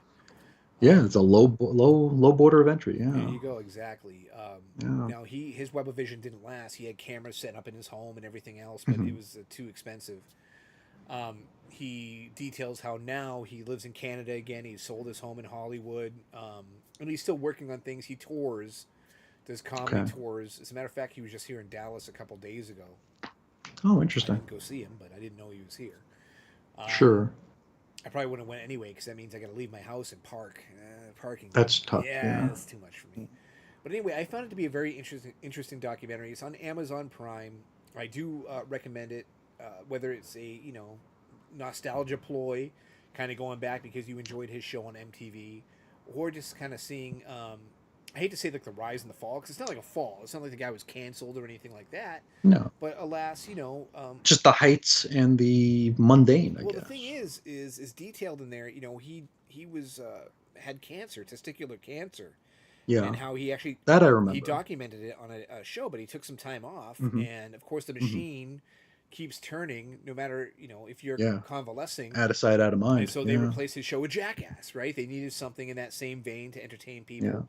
And once Jackass hit, who needs Tom Green? Took up. Now, Tom Green did Yeah. kind of bounce back. He did a new Tom Green show and everything else, but the box has already been opened, what have you. And that's Sure. why he ventured Sure. into online stuff. And it's just amazing to me, too. Like, Tom Green, at his height of his success, was being mobbed by fans in New York City. He's virtually unrecognizable to any of these fans now because he's got a big beard. He just looks like an average dude. Um, so I find that to be a very fascinating thing, the fleeting nature of fame.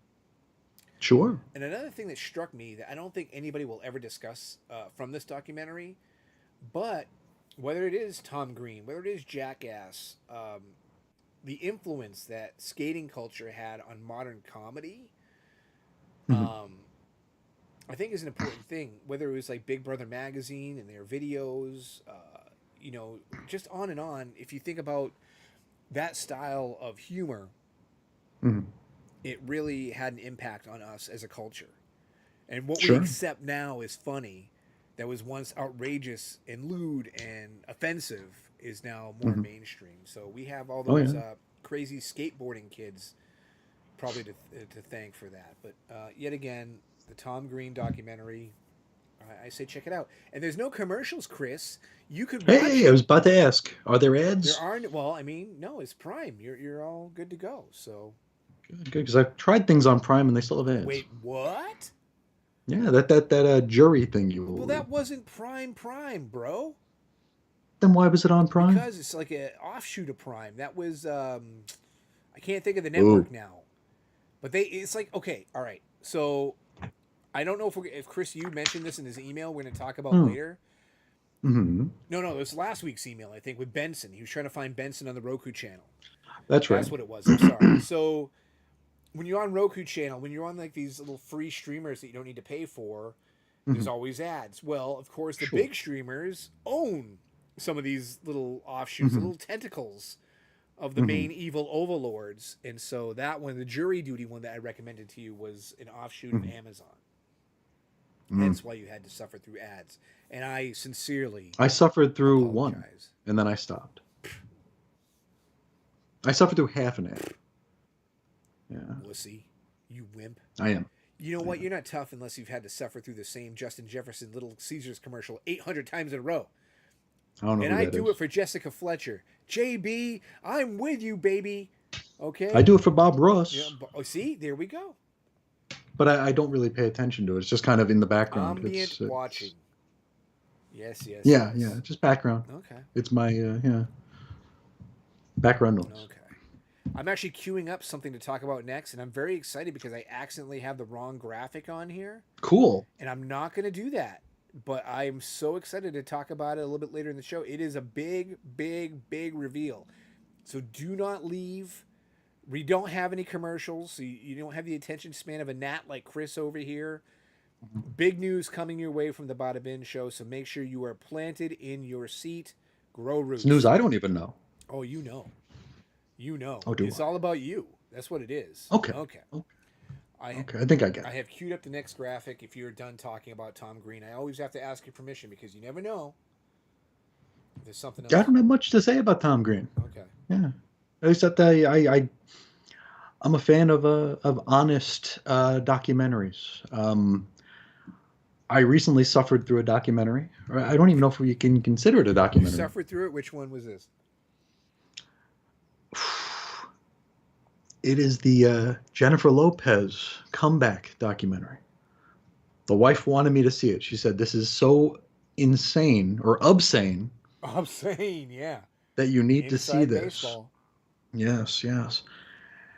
And oh my God, Yeah. this is a person so detached from reality. It, if anybody, I don't, it might have been on, that might have been on Prime. It might be on Prime. But if anybody is interested in seeing someone very, very delusional, check that out. Yeah. No. It is insane, obscene. I'm saying because she's delusional. Like her grasp on Oh, reality is dude. far gone. Yes, yes, Okay. yeah. It's something. It's a long hour and a half or whatever the hell it was, but But You did yeah, it for it your was wife, weird. and that's the most important thing, because happy wife equals happy life. This is true. And before I This forget, is I just want to mention this real quick, and I'm sorry for jumping in front of you no. here, but it is, noteworthy that Bill Beer, Hmm. he slipped into our comments here. It was Hmm. like two old dudes talking comics, and I was like, haha, take that, Bill. Now it's two old dudes talking about documentaries. Hmm. Hmm. So bite a big fat whatever, Bill Beer. We will not be pigeonholed. We will not be labeled here on the Bada Hmm. Bin Show. No True. way, no how, no bueno. Oh, anyway, So what? J What? Lo. What do you want to say about J Lo? Talking about butts. She walks past her old home in the Mm. Bronx, and there's a man standing on the porch. This is the scene that always rings out to me. Okay. And she goes, "I used to live in that Uh, house." And the guy is staring at her. He goes, "Oh yeah, who are you?" And she said, "Jennifer." And she's like, "Jennifer who?" And she like actually explained who she was, which was hilarious. now sign this NDA. Yeah. Or else we're blurring your Yeah, face. right, right. Yeah. But it's like, why would you shoot that scene and keep it in a documentary? Because she's trying to prove that she's, of No, common fabric. that's not what the show's about. Oh, I don't know. It's people think that it might have been sabotage because I guess Ben Affleck put it together when they were still Oh, married, but they were almost done. okay. So the rumor was that he tried to make her look as dumb as possible in it. Yeah, but she has to have veto power and all the edits and stuff, unless she's just like not Who even paying knows? attention. Who even You knows? know? She's very, very out there. Okay. All right. Yeah. So yes, next segment. Yes. Well, I am behind the eight ball here because I'm trying to look up something Uh real oh. quick because I want to make sure I come correct because there's so many times Mm-hmm. I'm just talking out of my keister here and I don't have the correct information. And I Mm-hmm. want to make sure I have this at the ready, should it be needed.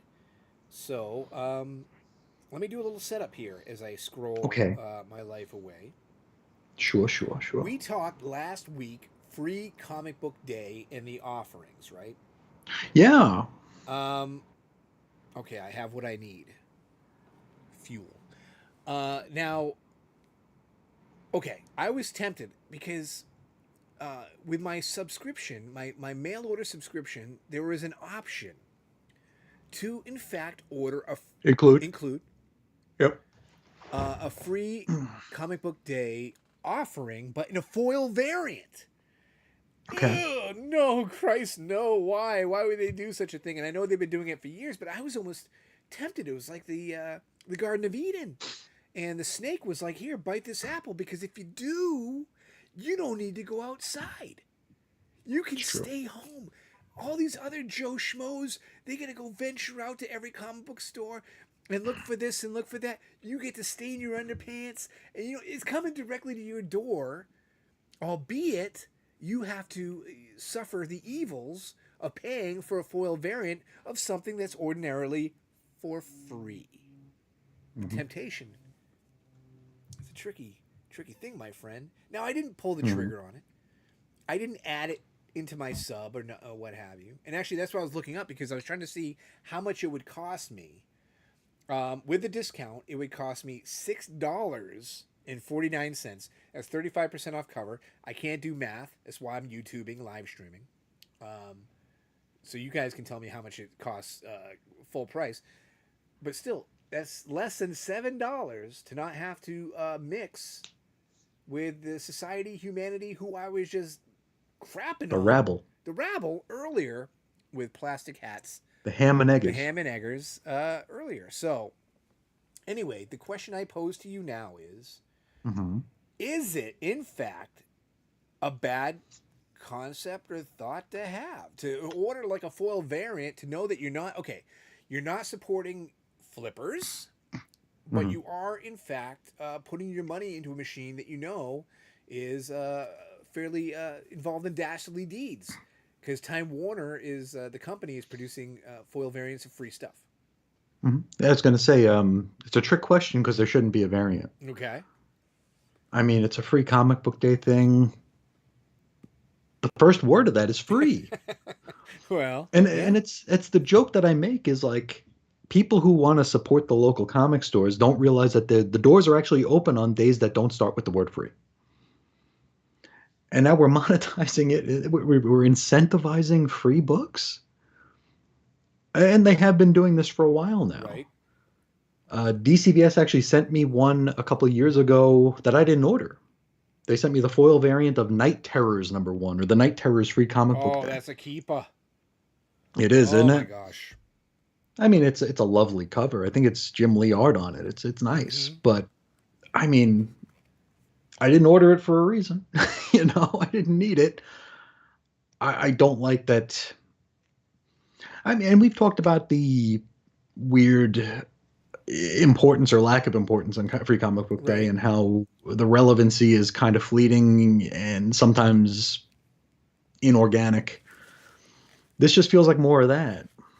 It's like Chris, you mentioned that one book. I don't remember the name of it, where they actually had an issue of the series in there Correct.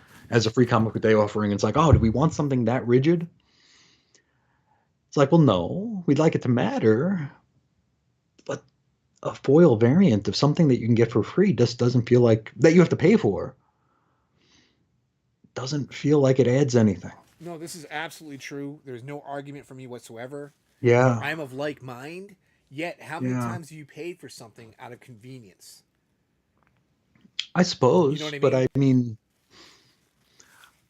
I don't know. I really don't know. I mean,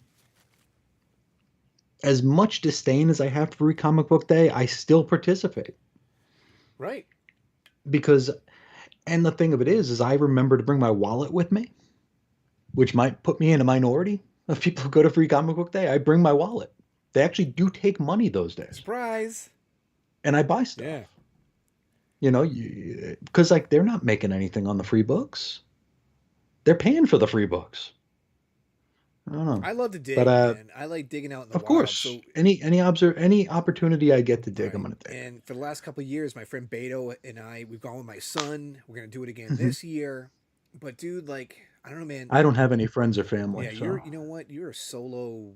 Like, you're Knight Rider, bro. Actually, Knight I'm a Rider and loser. Kit. What would you Yeah, call I don't that? even have Kit. Yeah. Well, anyway, you're the dude in black, just walking around, all mysterious. Like, people see you It's out the true. corner of their eye, and they go, "Don't mess with that cat. That guy's Mm-mm. danger." Mm-mm.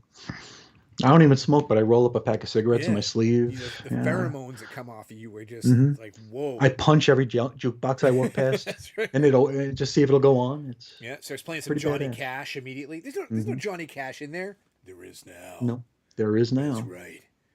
I'm here to Hmm. pay for my comics. Free Yeah. comic book day. Yeah. Hmm. No, but I mean, it's a fun thing that we do. But dude, I don't know, man. I just mentioned like I wouldn't go to a concert or a comedy show because I'm like, then I gotta pack and then I gotta do this and Hmm. everything else. My wife drags me to so many things I gotta do that I don't want to do to begin with. So listen, maybe I just spend the $7 and I get the book I want to kind of read. That I know is only gonna have 2 pages of, if I'm lucky, 2 pages worth of substance in there. Hmm. And I again lucky like that's I'm giving it a Yeah. lot, saying 2 pages means something in a free comic book day book. But Hmm. last, Hmm. dude, it was a little bit of a glimmer, a little hint, a little tinge of temptation there on my part. Yeah, DCBS used to do the thing where like you could pick 5 books Mm-hmm. for that month that are free. You just get them as part of your order. They don't do that anymore. Maybe because of these damn variant incentives. My comic shop, you got to pay for a certain amount of books, and then they'll put Hmm. in like you can like I think it's like $10 or something. If you spend ten Okay, bucks, and you can for that choose month, yeah. yeah, on back issues or whatever, then we'll include like a free comic book day issue. Okay. And it's like, I don't know, man. Again, doesn't that defeat the purpose? I don't know. I don't know. You know? Yeah, Um, yeah. And Bill just popped in. He hey, says that his store, you only get 2 free ones if you buy something. oh, that's unusual. And I'm not sure I dig that either. Mm-hmm. Because I mean, it is free comic book day. I don't. It's a very. I mean, for something so simple, it's very complicated. Yeah, you're not And I wrong. think I overcomplicate things.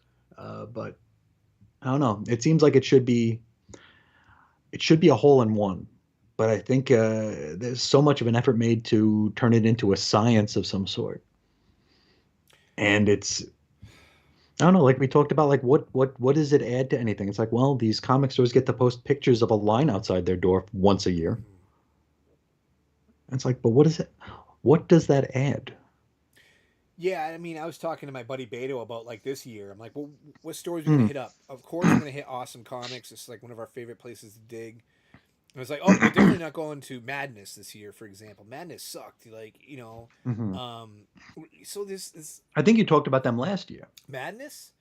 I think you talked about you had a bad experience on Free Comic Book Day at one shop you It talked might have about been. last year. Might have been. Yeah, it might have been. Jeez, was that a Bada Bin show that I did that? It was. Wow, It holy, was. That was before I went into the ground for a our bit. hiatus. Yeah, yeah, man. Yeah. Like Madness is a store here in the Dallas area, which I'm not trying to crap on them per se as a store, but it says comics on the front of the building, and you know all about this. But when you walk in, the comics are very limited. So you have T-shirts, you got action figures, you got Yeah. every little piece of ephemera and everything else aside from comics. And then there's so many people in there. It wasn't my cup of tea, man. I'm gonna need you to vamp for a minute. I gotta go blow my Okay, nose. you go do that. Be right Yes, back. please mute your microphone so we don't hear you nuke us. He didn't do that, so we might hear some. Might get a little close and personal with Chris more than we intended to today. Oh yes, there he is. If you hear a toilet flush, let's see if we hear water running and find out if Chris actually washes his hands after he pees. This is the exciting content you only get right here on the Bada Bin Show. I know I promised some big stuff later, but it might be happening right now. Shall we listen? Dead air.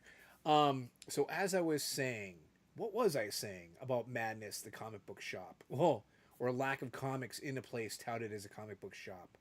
Um, I think I wrapped up my thoughts on that. But Awesome Comics is in the Dallas area. It's a shop I love. The owner's a cool cat. Me and my friend Beto, we totally enjoy digging there. They actually have two locations now. But when you go in there for Free Comic Book Day, yeah, it's gonna be a little bit busier, but the dude's offerings are gonna be, for one, running legitimate sales, right? So there you go. Like whether it's what Chris had mentioned, people who just come just for the free stuff, but they leave without actually buying anything. He really incentivizes it to fans. You know what I mean? Unlike Bill's shop, which listen, I understand to a degree. Maybe they've had free comic book day for 10 years, let's use X amount of years, and they find out, well, what's even the point of hosting it anymore? Because no one's buying anything, or we're not profiting from having this event. Well, there you go. You got to buy two things to get something for free, But Awesome Comics is just really, I'm trying to avoid using a word that starts with a PH because I hate using that as an adjective, but they're freaking Phenomenal. phenomenal. Yeah, when it comes to that kind of stuff. And we heard you use the restroom, but you didn't wash your hands. So shame Oh, on I you. no, I was blowing my nose and then my nose started to bleed. Really? Yeah. You haven't. Yeah, I'm on a new allergy med, It's not the free comic which book is day conversation doing you in? no, it's a new allergy med that's drying me out like Yeah. crazy. Thought I was I my nose isn't bleeding, but you ever like blow your nose and like you feel like your nose is gonna bleed? No? No? Okay, well that's how I felt. I Okay. felt like there was something happening there and I'm like, oh crap, I'm gonna go and be like blue, Yeah. blue. Yeah. All right. Well, you're supposed to wedge toilet paper up in there. I ran some up there, Okay. but it was You okay. wedge There was it. nothing, no red. I'm doing the wedging No red. motion, meaning you to violently jam toilet paper into your face. Until it comes out your Yeah, ear. exactly. Yeah. Just woo, woo, woo, woo. There you go. Mm. I had lost my train of thought while I was, Hmm. keeping everybody occupied here while you went Sure. to deal with your heavy flow Hmm. situation, Hmm. which Hmm. could also be a Tampax commercial. Could be. But I was Could just be. saying, like, the Madness thing, how it's a store that advertises comics, doesn't do comics, but then I touted Yeah. Awesome, which not only hosts the event, but does sales right. And then I'm bringing up Bill's example with the store where maybe for so many years they did, in fact, host Free Comic Book Day, and they're like, Jesus, we're Hmm. losing money on this. Or, Oh, you know what I sure. mean? But I could be wrong. Bill, if you want to chime in, maybe they're just Hmm. doing it because they're greedy money hounds who are like, today's the day where it's like, hey, I want to make a few bucks off these foolish simpletons. I don't know what the situation may Could be. be. Could Not to be. say, listen, I wouldn't run out of a store screaming if that was the policy. No, me either. Because I'd be there to buy something anyway. Right. So you're like, well, hey, Yeah. 30% off back issues. Cool. Hmm. Buy two things, get one free. Yeah, of course, automatic. You Sure. know, you got me hook, Yeah. line, and sinker. We're in, baby. You know. Absolutely. So yeah. Absolutely. But you would never be tempted to do the foil variant to avoid the public at large. No. Okay, No. that's where we're No. at. Because I'm trying to think. Was it the Dawn of DC freebie sampler? This wasn't even a free comic book day thing. Mm, When that thing came out, they DC was trying to sell a foil variant of that, right.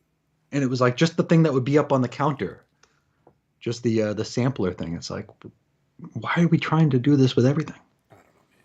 Because you got to slab things, you got to flip things, you got to, It's true. and that's I guess the main reason why I'm bringing this up because it's not Uh huh. for financial gain or to manipulate people.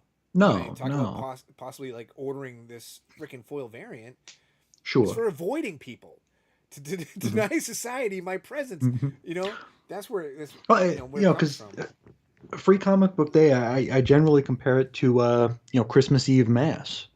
Yes, Midnight mass. It's I've like, heard that. Yeah. yeah, everybody go. The people who go to church every week, they go every single week, regardless of what time of year it is. And then on the most important day of the year to them, they can't get a seat. Yeah. You and I go to the comic shops all the time, but on free comic book day, we can't get a Oh seat. man. And I am a pissy, moody guy. You know what I mean? Like, dude, if speaking of madness, I went to that store and the way they have it set up is a big long table at the back of their Hmm. store. So you're Sure. gonna walk by all the overpriced hoodies and All the all the doodads, yeah. doodads, tchotchkes, knickknacks, whatever they're trying to sell. And then when you get there, there's like a line that wraps around. So listen, we're men on a mission.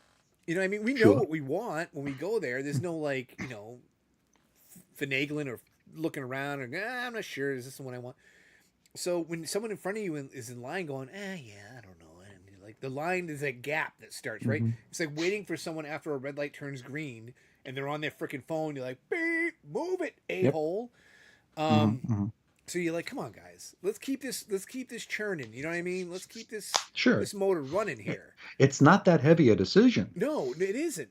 Do you want the Ace the Bat Hound or the Crypto You one? go, Get it. both. Just grab them all. It doesn't matter. There you go. Um, and dude, even like last year, I was like grumbling to myself like a dude who got stuck in the supermarket line behind someone haggling over coupons. I was like, come on, let's go, let's move it here. I want to get the hell out of here. Hmm. I'm not here for fun, people. I'm on a mission to grab these books and get the hell out of here for this overpriced mess of a store that mislabels itself as a comic book store. But There anyway, you I go. digress. But I think for this free comic book day, you should do so. You should shop with Aloha. You should be in the Hawaiian state of Well, mind. thanks to you, I have a new Hawaiian shirt, and I think that's why you brought this up. You wanted me to show this on the screen, didn't you? Because you are a wonderful gift giver. Well, no, I was actually just saying that in general. But yes, this shirt would help. Yes, so there you go. And you brought this. Well, you brought it back for me, but you also mailed it to me. Yep, You didn't hand it I in did. person. Took forever to get to you. Well, that's fine. I really appreciate. I had a really rough day at work that day, and Mm, I was complaining to you about it via text. And then I go home and I'm like, geez, what's this in the mailbox? So this is a very pleasant surprise. So yes, maybe I will aloha Free Comic Book Day, and I will do you so should. I think I will. possibly in style, thanks to Chris. I think I will. I don't know if I mentioned it on the air. As we were getting ready to leave, we were in the airport, and this old guy came over to me, and he saw me wearing my Hawaiian shirt, and he's like, hey, wherever you're going, uh, make sure you like actually add that to your wardrobe. It's like wear it as often as you can because it will change the way you see everything. Mm-hmm. There'll be a lightness, there'll be a calmness, there'll be a tranquility. Just wear it as often as you can. Sure enough, he's right. So I think there is some magic to those shirts. There is. I Yeah, mean, I've been wearing Hawaiian shirts for a couple of years now. My love I have affair. not. See, my love affair with Yeah. Magnum PI runs fairly deep, thanks yet again to Mhm. the Roku channel. Mhm. So yeah, That was the most magnum shirt I could yeah, find. it's great. It's wonderful, and you got it from the Jurassic Park tour, I did. and I love it. Cool lower There ranch, you go. I yeah. love it. And then, but still, like, I feel like a badass when I wear a Hawaiian shirt. Hmm. Like I feel like I could take on like 6 dudes in a barroom fight You probably when I'm can. wearing a Hawaiian shirt, you know? Hmm. So that's how I feel. And I'll never wear Yeah. sandals though. That's something. I can't do that, but I'll wear the shirt Hmm. as far Yeah. as Yeah. beach garb. There you Because I'm go. being very specific about what I will and will not wear for some Hmm. odd reason right now on a live stream. Why not? And I'll wear socks with sandals if I had to, just not bare toe sandals because that's disgusting. What do you mean? Bare toe sandals. What do you mean? Naked feet. You can't have your feet all nude hanging out there, can you? Listen, dude. Why not? No, you can't do that. No one wants to see your toes. Nobody wants to see. I mean, it's not. I don't think it's about what other people want to It see. is. It is because listen, man. It is. If I go into a restaurant and you're sitting there and your Mhm. toes, your little doggies are hanging out, and I'm trying to Mhm. enjoy my food, I'm gonna keep focusing on these gross dogs, whether they're gross or not, because they're just out there bothering Mhm. me while I'm trying to eat. It's gonna ruin my entire experience. So keep. Conversely, it's going to help some other people out. Oh yeah, those sick, twisted sons of bitches. You're right. This is the best salad bar I ever had. Ooh, I wish I could stick them little toes in the egg salad. Ooh. No, no, no, no, no, no. Keep your dogs tucked away always, 24/7. So you need to have the Crocs then. You know what? I'll accept that. There you I, go. Those are closed. There are little holes in that's them, but you fine. can't see through them. That's fine. Those just let your feet breathe. Nothing's poking through those holes. They're impenetrable, No, right? They're true. covering up the little piggly wigglies. That's all I care about. Once those things hit open air, it's just disgustingville, freaking from avenue to avenue. It's just terrible. Don't do that. And that's why I mentioned From I pillar to I post. would wear socks with sandals. I will not wear Mhm. sandals with no socks. Mhm. And if I said that in front of my wife, she would be completely astonished and like aggravated that I said I Mhm. would wear socks with sandals. She thinks that's a Mhm. social faux pas. I think some people it would be. Yeah, I think to some people it I would think be. it's a courtesy. What I think it is, it's a Mm. public service. To be I honest with just you, don't wear. I just don't wear anything with my feet showing out of the house anyway. why would you? Yeah. Why? How much ventilation do you really get? You know what I mean? Yeah, Is it really that necessary to have the piggly it's true. wigglies out? Are you getting that much air flowing? We get the technology. I wear shoes now that get so many freaking air holes in them. Hmm. It's like I'm wearing nothing on my feet to begin with. You know, could okay. Speaking of society, this is an episode about humanity, society, and the What about clear shoes? no. But let's say one day I'm like, geez, man, my name is Chris and I got a radioactive groin. I Man, do.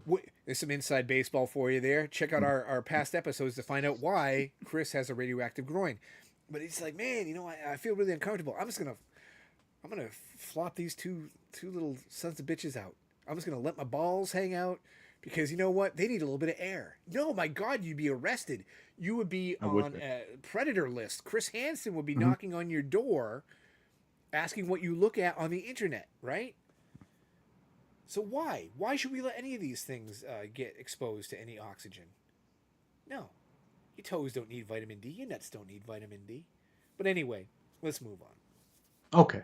on. Which is a perfect segue to what I was Hmm. thinking we should talk about next, to which you are probably not prepared for. So, Probably not. dealer's choice. Would you like to Uh huh. do a price guide or something else? What's the I something don't know else? yet. I am. Oh, then let's do price guide Okay. while you think of yeah, we're gonna do an impromptu, Impromptu. as in I dropped this on you as we picked up our lines today. Correct. But Um, wait, before we get because started, oh yeah, yeah, I yeah, have intro stuff. yeah. Do you want to do Okay, that real quick while you look up what you need to look up? sure, sure. Just give me the thumbs up when it's when I'm safe to speak again. Sounds good.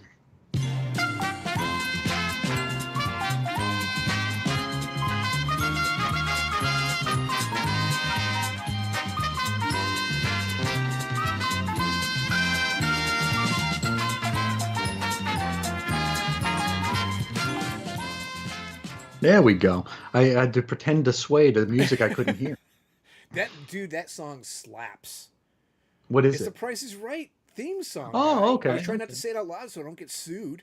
Last thing I need is the estate of Bob Barker banging on my door. Drew Carey showing up at your I'm house. not afraid of. I'd slap on a Hawaiian shirt Yeah, and I would just kick his ass. Bob yeah. Barker, He'd run. He'd he run. should. Yeah. The corpse of Bob Barker, however, is A lot of dangerous stuff. esteem and respect. So, what do you got for Now, me here on The Price Guide is Right? Maybe we should explain this to anybody who's never seen the show oh before, so yeah, we're yeah, not yeah. doing what you said earlier with the inside Being jokes. inside baseball, Yeah. yeah. This is a segment that we do semi regularly, more regularly than I expected, because it just comes up so often in conversation, where we look at a comic book price guide and we try to guess what certain books are worth. We don't have Wizard anymore, and there are very few free options, or maybe not so much free options, but options where you don't actually have to sign in. Mm-hmm. You know, I don't want to sign. How many passwords do you need, right? Yeah, and subscriptions and everything else. It's like, come on, just give us the info. Mhm. That's it. Yep. Just let me just go to the damn website and find what I want to find. I don't want to sign in. I don't want to give you my email. I don't want to sign up for a newsletter. I don't want any of that Right. stuff. So, thankfully, we have a site called comicbookrealm.com, which serves as a perhaps legitimate price guide. I don't know. Right. It's a price guide. Exactly. Maybe no more legitimate or illegitimate than Wizard was, I suppose, right? Correct. I agree. Um, Now, because when you go to the store, comics are going to be priced at what they're priced at. It might be overpriced, might be underpriced. You might be able to get it for a steal. eBay, same thing. Whereas this is a little bit. I mean, even like I was originally going to do this with MCS with my comic shop, but when you look for them, I mean, you get like the 35 versions at every grade you could possibly imagine. Everything that you could buy there is going to be, or not everything, but the books we were looking at, or I was looking at, it was all slabs, which I don't think is a fair way to rate the value of a book because you're paying for the slab, Correct. you know. Mm-hmm. But, and I hate using terms like raw. Yeah. That I hate that. These comics are raw. No, they're just comic books. Exactly. Stop it. Thank you. Yeah. So we go to comicbookrealm.com and I come up with an issue or a series of issues and I pose the question to David, what is this book worth according to this website? And we've had a lot of fun with it in the past, or relative amount of fun with it in the past. Here, I was actually inspired to do this by listening to some of my old shows. Like I mentioned, I was listening to an Asriel episode of NML Crossing where in our NML bag, someone had mentioned back issues. I think it was either Chris Yu or CJ who were writing in. And I was talking about no, actually it was talking about values and convenience copies. Like you talked about picking up convenience copies of trades so you don't have to dig through boxes. Now this was a run that I owned all the issues of, but I didn't want to dig them out of the box because I was afraid they were worth a lot of money. So I wanted to just get a trade if I wanted to reread them again. So I didn't have to get my fingers on them. And it was one that I would see in the bookshops or the comic shops or anywhere for these incredibly inflated prices. And I talked about that at length, but I never actually looked at a price guide to see what they were going for as a mean, on the internet. And so today I'd like to correct that. And so I would like to look at the first 6 issues, which would have been the first trade of Scott Snyder's New 52 Batman. Well, holy moly. All right. Mm-hmm. Interesting. Very interesting. Yes. Oh, boy. So the first 6 issues, because when I see these things in the store, they are ridiculous. What have you ever seen a Batman #1 in a comic store lately? I have not lately, no, but I will be honest with you. Not the first 6 issues, but I think anything from 10. Excuse me, I almost choked on my own saliva there. Scott Snyder does not want us guessing the price of his books, but I've seen 10 and after all the time in dollar bins, 50 cent, whatever, just all over the place. You can't get rid of them. Yeah, those will show up a lot. Anything like following Death of the Family, those books go pretty relatively. It was an excellent reasonable run, by the way. I got to add that. I thought it was it absolutely a very, was. very good Batman run. An all-time great, or at least a modern classic, we could say. But I've seen issue #1 in shops for Hold on. a lot of money. I thought you were going to. I wasn't gonna give any kind of a number just Don't yet. taint the well. Yeah, please. No, not gonna taint the well. Come into this but pure. I've seen them for ridiculous, obscene amounts of money. And so I pose the question to you. I don't know what should our margin of The error margin be. of error is a little deceptive, okay? Because it is in many ways a clue It upon is a itself. hint. Right, It right. is a hint. Because if Yeah. we're talking like I have a $10 buffer with three guesses, it's Yeah. probably a fairly expensive book Sure. compared to lower increments. So Yeah. why don't we say, you know what? Let's make it more difficult on me because who am Okay. I if not one to make my own life more difficult? Sure. $5. $5 buffer. $5 Either way. buffer. I like it. Okay. Okay. So for Batman number one, volume two, number one, November 2011 cover date, cover price $2.99. Number one, I'm gonna say This is the first appearance of the Court of Owls, the first appearance of Harper Row, whoever that is. I'm gonna say, and thankfully I do in fact have three guesses. You're gonna hit Mhm. higher or lower. Yes. Um, $15. Higher. All right. $20. Higher. Damn, I only got one guess left. Should I shoot my shot and just like really go out there on a limb? Oh Lord, what should I do here? Oh, almighty sound effects Snyder, is it $45? Oh no! What is it? eighty $80. dollars for Batman Yeah. Volume Two, Number One. Wow, Yeah. boy, Yeah. Not a rare book, not an underprinted book. 80 and bucks. And this was low to me because I see it in the store for over $100 wow, regularly. Yeah. I've seen it for $200. what? Yeah. Not slab, not graded, not signed, just the standard issue in a bag and board. Wow, Bat $200. fans are laughing at me. They're like, "You came with $15."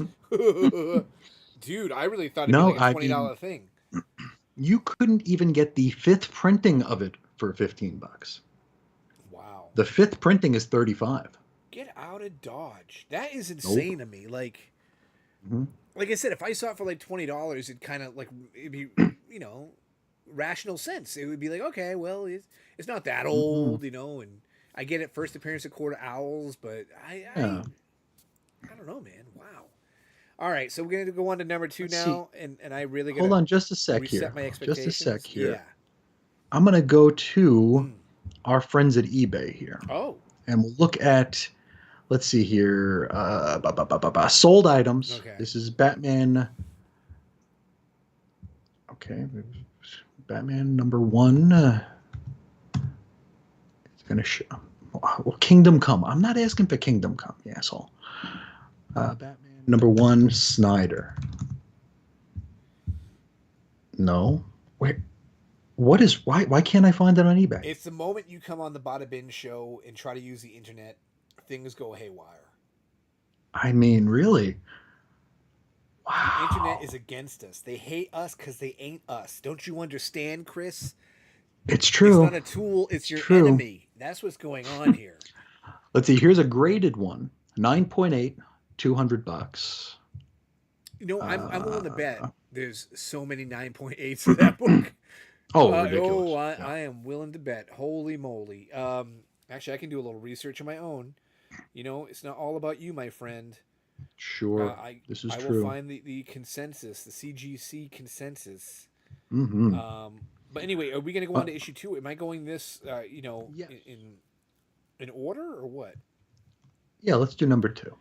All right, number two, of course, is going to be a major, big time drop off, right? Now, mind you, it's going to lower print run, but I don't Mhm. know what appearances were made or what is so The significant first about it. appearance of Talon, Talent, and okay. it also includes a Batman Noel preview. If that grinds your gears any. Not particularly, no. No, Okay. it's too bad. Hold on. I'm on MCS right now looking at Batman number one. Oh, good. I was just trying to do that myself. So Yeah. Okay, so let me do my guessing though, real quick, and then I'll get back into okay. this because they will list how many graded issues have been registered. Oh, So good. I'm Okay, that could interested in the be. 9.8s on that. Okay, Yeah. number two. You know what? Hmm. You know, I'm nothing if not unoriginal, uninspired, and not creative. Let's say $15. You got it. $18. My I mean, soul is redeemed. $18. $18. Well, you know. Wow. Okay, number 3, which does not have any first appearances in it. Okay, number 3. $8. Low. I'm low. Ooh. Mhm. $12. Low. I'm still low. You know what? Screw it. $15. $18. There we go. Third time's the charm. Oh, Okay, now jeez. number 4. I'm sorry. I was distracted. I know we're going in order, Oh, but you're probably sure, like, "What sure. is this? What's the matter with this moron? Why isn't he going along with me here?" Hmm. Okay, so number 4, Mhm. dude. Do I really got to say it? I'm gonna say $15 again for my first guess. $18 again. They're all going for 18 now. That's where we're at. Issue 5. Issue 5, $15. $10. Oh, I still made the buffer, baby. But we're finally Okay, going now down. the final issue we're going to cover is April 2012 cover dates, Batman Volume 2, number 6. Volume 2, number 6. Mm-hmm. $8. Low. I'm low. Mhm. $15. Low. Really? What's the first? Hmm. What's the appearance in this? What's happening? It's got a pretty cool cover where like Batman's like turning into an owl. Oh I think yes. I think any valuation, yeah, I think any valuation of this one is basically because of the cover. And because I was distracted for the people at home because I've gotten 2 wrong in a row. Here's a loser home. I'm gonna say $20. Low. Wow, I have been stumped by the price guide is right. Where are we at? This issue, $50. What? Get out of here. Nope. Get out of here. Now I'm going to do my own research. You know what? Yeah, definitely check on MCS to see what that looks like in a shop. But I mean, how insane! So I actually went out and I bought the trade of this. So oh golly. Okay, Batman number 6 on eBay. Uh-huh. $50. Buy it now. $85. Buy it now. $92. Buy it now. Who even knew? See, I'm so busy scrolling right now because there are so many copies. I just like hit Batman number 1, and Hmm. like there are so many copies of the freaking Tom King run. Oh It's yeah. just like what I'm going through. Like it feels like Uh-huh. hundreds of these, just trying to find volume 2. Yes, yes, yes. I get it. Oh man, what is going on here? Yeah, let's see, on December 21st, Batman number 6 sold for $40 plus $8 shipping. Wow. Wow. I Sold another one sold for $50 a week before that. That's wild, man. Like Isn't this it? game that we play, the price guide is right, never fails to blow my mind. I swear to Same God. here. I mean, really. Same here. Let me try this. But I mean, those runs in the comic shop, you're lucky to find any of those issues under $20. Yeah, that's I. The fact that I came out with $15 is my initial Oh, for number for number one? 1. I'm just like, Oh, yeah. and to me that was so reasonable. You know what I mean? Yeah, for a book that wasn't in short supply. I mean, every comic shop has at least a copy of it. It's crazy. Okay, here we are. Yeah. On MCS, Batman number 6, by the way, for fine 6.5, $26. Crazy. And it's all for that cover in it. It must be. Um, It's that Joker cover from Detective 880. oh yeah, you're right. Yes, Yeah, it's it's got gotta that be. appeal to it. Sure. It's a All t-shirt. right, Batman number 1. Let's look at that CGC census. There are actually some recorded copies of Mint 9.9. Hmm. All right, so Oh, let's wow. turn the tables here. Sure. Universal grade, so it's not signature series. It's not Okay, anything not else. CGC, just Yes. yeah, I'll aggregate. give you 3 guesses within 100 Okay. of a buffer. Uh, so please keep it like rounded numbers, so I don't have to do any math in my head. Sure. How many Sure. copies do you think of 9.8 Batman number 1s are registered out there in the comic book universe? 5,000. Way too high. Okay. 1,000. You are currently too low. 1,500. Still too low. So there were your three guesses. Okay. You suck. You suck I at this do. game, man. Again, not signature series, but just universal grade. Hmm. 1,998 near mint 9.8 slabbed copies of Volume 2 Batman #1. And if you include the signature series and everything else, it's 2,919 slab There's copies. my 5,000. Yeah. There's my I 5,000. said within Put 100. it together. I, I was within A 100. 5,000? No, total. 2,919 Oh, I thought you said total. 2,900 No, no, no, no, plus. no. No, Oh, you okay, don't get to okay. walk away with this with a W, buddy. Okay, All okay, right? okay. I did not just glue myself to this cell phone for the last eight and a True. half minutes for you to walk It's true. away victorious. Do you hear me? It's true. I get it. Um, I get it. yeah, so there we have it. Let's see what their available stock is on MCS. These are all slabbed. They don't have any unslabbed? Nope.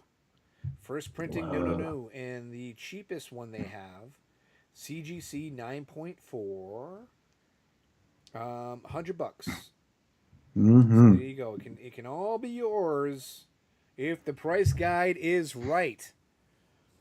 Crazy, isn't It it? is. We got nothing more to say about the price guide is right, do we?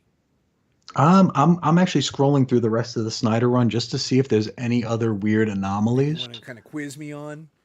No, just to Oh, mention. okay.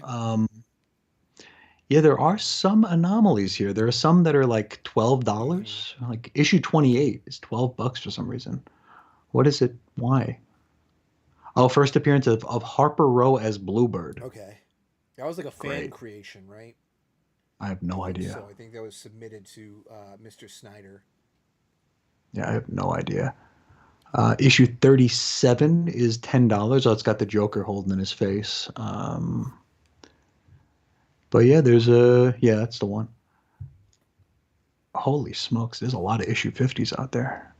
Yeah, the rest of them are pretty, what you'd expect. Okay. Between $4 and $10. Nothing too crazy. Okay. And with that, I'm gonna roll this theme music out, bro. Outro I'm us. gonna outro the price guide is right. Until next time, make sure all your pets are spayed and neutered, Hmm. and that be Hmm. that.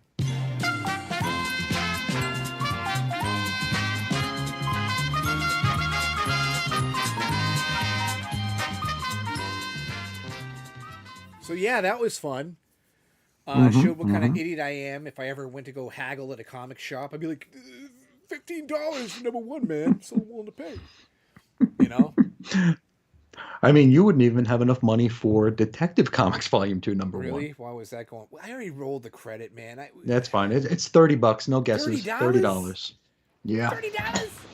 Holy Yep. moly, mother of pearl! I cannot believe it. Absolutely I am so ridiculous. out of the loop. It's just I would have never friggin' guessed. well, okay. So you knew going in before you looked it up that #1 was going for a hefty sum.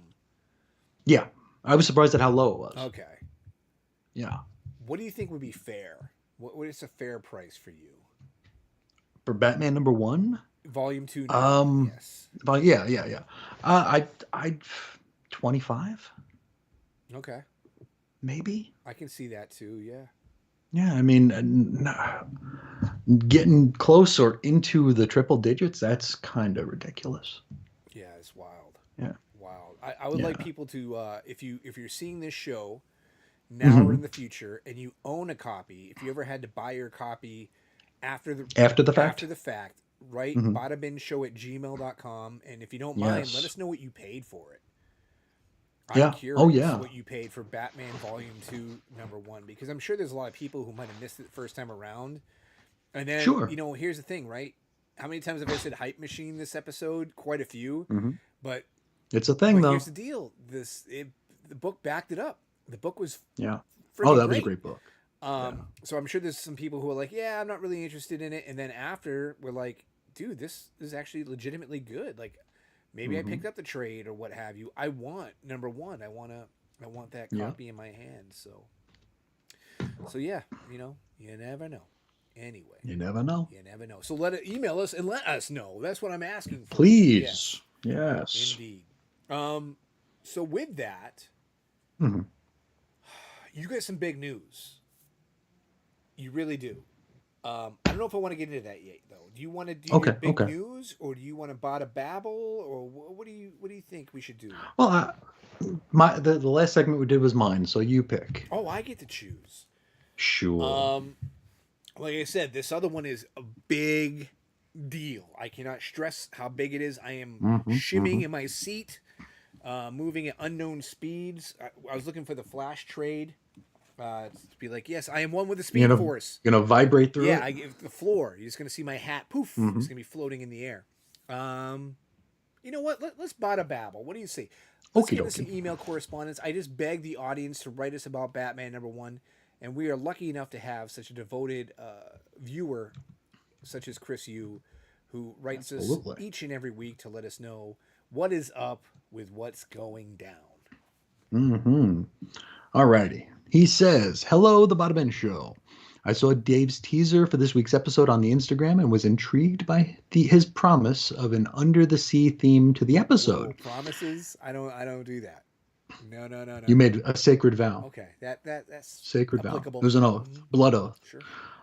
pinky swear. Okay. And with the discussion of Namor and Aquaman, and Dave mentioning a pasta, tuna, and mayonnaise dish, it held true to that under the sea promise. So let's reel in our catch and bada babble." He says, "I first became interested in Aquaman during the Justice League Detroit run. He was interesting because he was such a long lasting, well established character that didn't have a solo title. My first Aquaman #1 was the Time and Tide miniseries where he got the new blue costume. I also wanted Aquaman to become something bigger than he was, but Time and Tide and the blue suit didn't get him there.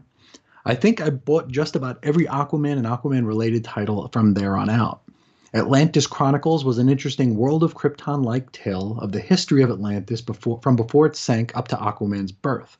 I recommend that only to hardcore Aquaman fans." And I can co sign that because I have that and I tried reading it and I'm not a hardcore Too Aquaman much for fan. you? Oh Oof. boy. The Peter David run was my favorite Aquaman series. It reinvented the character while still being true to his established history. That's what we used to do back in the day, remember? Like you'd add elements to a character, but also stay True. true to the Yeah, yeah, history of yeah. the character. Imagine that. Days gone by. Hmm. I dropped that book once David left and Eric Larson took over, so I only recommend David's run. It's kind of sad that Aquaman doesn't have a definitive run that you can point a new reader to, since he is one of the only 5 superhero comics that DC published continuously from the Golden Age through to the Silver Age. Yeah, Aquaman did not go away. Because what was it? Batman, Superman, Wonder Woman, Green Arrow, and Aquaman When was this now? I'm sorry. during the 50s, like Oh yeah, when yeah, yeah. you Yeah, know, sure. like when Jay Garrick went away, Alan Scott went Right. away. It was just those were the 5 heroes that actually stuck through the lean Mm-hmm. days. The superheroes are passe days. And I was thinking about this. Okay. Um, the only run that Aquaman has that could be seen as somewhat definitive and I guess potentially evergreen is probably the first arc of the Jeff Johns New 52. You think so? Didn't we bring up the We subject? talked a bit about it. Yeah. Yeah, we did. We did. And I was thinking more about it because like the David run is great, Mm-hmm. but I don't know that it's timeless. It's very much of its time. It's a big change to the character. Like Chris points out here, it stays true to what the character was up till that point. But Lord only knows what's true to him now. Whereas I feel like the New 52 first arc, you could read that anytime. It's just establishing him as a power. I don't know. Maybe definitive is not the right word for it. Maybe it's just an evergreen. I don't know. Well, to be honest with you here, because this show is all about bearing your soul. Sure. I should probably lie down on the couch. Do you have a box of tissues? I can't hand it to you. That would be guiding your How about the one feelings. you I'm just sorry. jammed in your face earlier, sucker? It's still in Give me use. that. Actually, you know what I'll even do? I'll grab this to kind of. Ooh, I hit the cabinet. Oh no, fat man in a swiveling chair. This could get dangerous. Hold on one second. Hold on, I gotta do this. Okay, holding. Because I'm a sucker for show and tell. Bear with me. Show and tell time. I'm fine, I swear to God. No need to call 911. Okay, now that that's over, you're not a fan of the movies, but I have this back here, so I'm gonna put this up. I am always more of a Namor guy. Mm-hmm. Given the option, I will choose Namor in whatever version or iteration that may be before I would really want to pick up a Aquaman book. Yes. I mentioned last time out, John Timms, you got me. My short and curlies, you got me when you put John Timms on that book. But if it was any other artist other than maybe Dan Mora or John Timms, I probably wouldn't have subbed to it. So, Namor, Team Namor, Imperious Rex. Ah! There you go. Okay, I'm gonna put this That's over here. he's. I actually have his Funko Pop. Namor. Namor. Yeah. Oh, see, this is the movie version from Wakanda Forever. I didn't even know he had a movie Yes, version. he does, and there he is. So now you know, and knowing is half the battle. I guess so. Yeah, because that's another thing I was reminded of when I was going through all of my archives and moving stuff over is that I did a show for the X-Lapsed Patreon back when that was a thing. Every time I start a Patreon, something bad happens in my life. So so I don't want to do that again. But the exclusive show there was a show called X-Lapsed Point One, where I went back and was going to cover like every mutant appearance, which started with Motion Picture Funnies #1 with Namor's first appearance. And I had like a series of Golden Age Namor episodes, which were a lot of fun to do. And even included the first ever scene that would suggest that the Marvel Universe is a shared universe. Because you have a team up between Namor and the original Human Torch, which established that these people occupy the same place, which was a lot of fun to do. Yeah. But I'd forgotten all about it. Until I was moving posts over. I'm like, oh, Motion Picture Funnies. What the hell is this? It's like, oh, Namor. Okay. And then it's like, oh, I bought that Funko Pop. Okay. Yeah. Okay. Yeah, there you go. Back to Chris. Please. I read the new Aquaman #1 because of the tease that it may be connected to the Absolute Universe. I'm intrigued enough to want to read #2, so DC may have me buying another title. But I could have done without the JLU connection in the story. That's pretty much what we said as well. Right, yeah, that was the big gripe about it. It was pretty off-putting that, he had to check in with Batman and Wonder Woman before actually doing Aquaman-y things. Yeah, we just established, like, he's OG, bro. You know what I mean? It's like Aquaman deserves a little more respect put on his name. But why hasn't that happened? And then you're rolling out a brand new #1. Here's let him do his own damn thing. Arthur Curry, he's the king. Yeah. But the king needs Batman and Wonder Woman to assist him, apparently. So yes. Am I allowed to do Atlantis things, Batman? yeah, exactly. Right. Chris continues, everyone always compares Namor and Aquaman because they're both sea-dwelling characters. Neither one has a seminal run to recommend to someone, yet they were both big enough characters to have gotten their own solo cartoon series back in the 1960s. I'm interested to know which character each of you prefers. If you had to read every Aquaman story or every Namor story, which would you pick? So what do you say? Ask me. I just told you. I jumped the shark. Okay. You did. You jumped ahead. Come on now. So you go, and then I will. I'll keep talking about ankle wings and stuff. It's weird because like they have a lot of similarities, but they're very different characters. Like they have the same job, but they're different. They're different enough to where it's. I don't know. It's kind of hard for me to compare them outside of the obvious. You're going to get very different stories reading Namor and Aquaman. I'm not sure which I prefer. Because, like, I've read a lot of, like, Silver Age Namor, and that stuff could get very boring and repetitive. That said, I haven't read much Silver Age Aquaman, so it might be the same. Yeah. So, yeah, I don't really... If I had to read all of one, I'm not sure which one I'd pick. Like the old Golden Age Namor stuff is bat spit insane. Like he's like murdering people. Yeah, exactly. Yeah.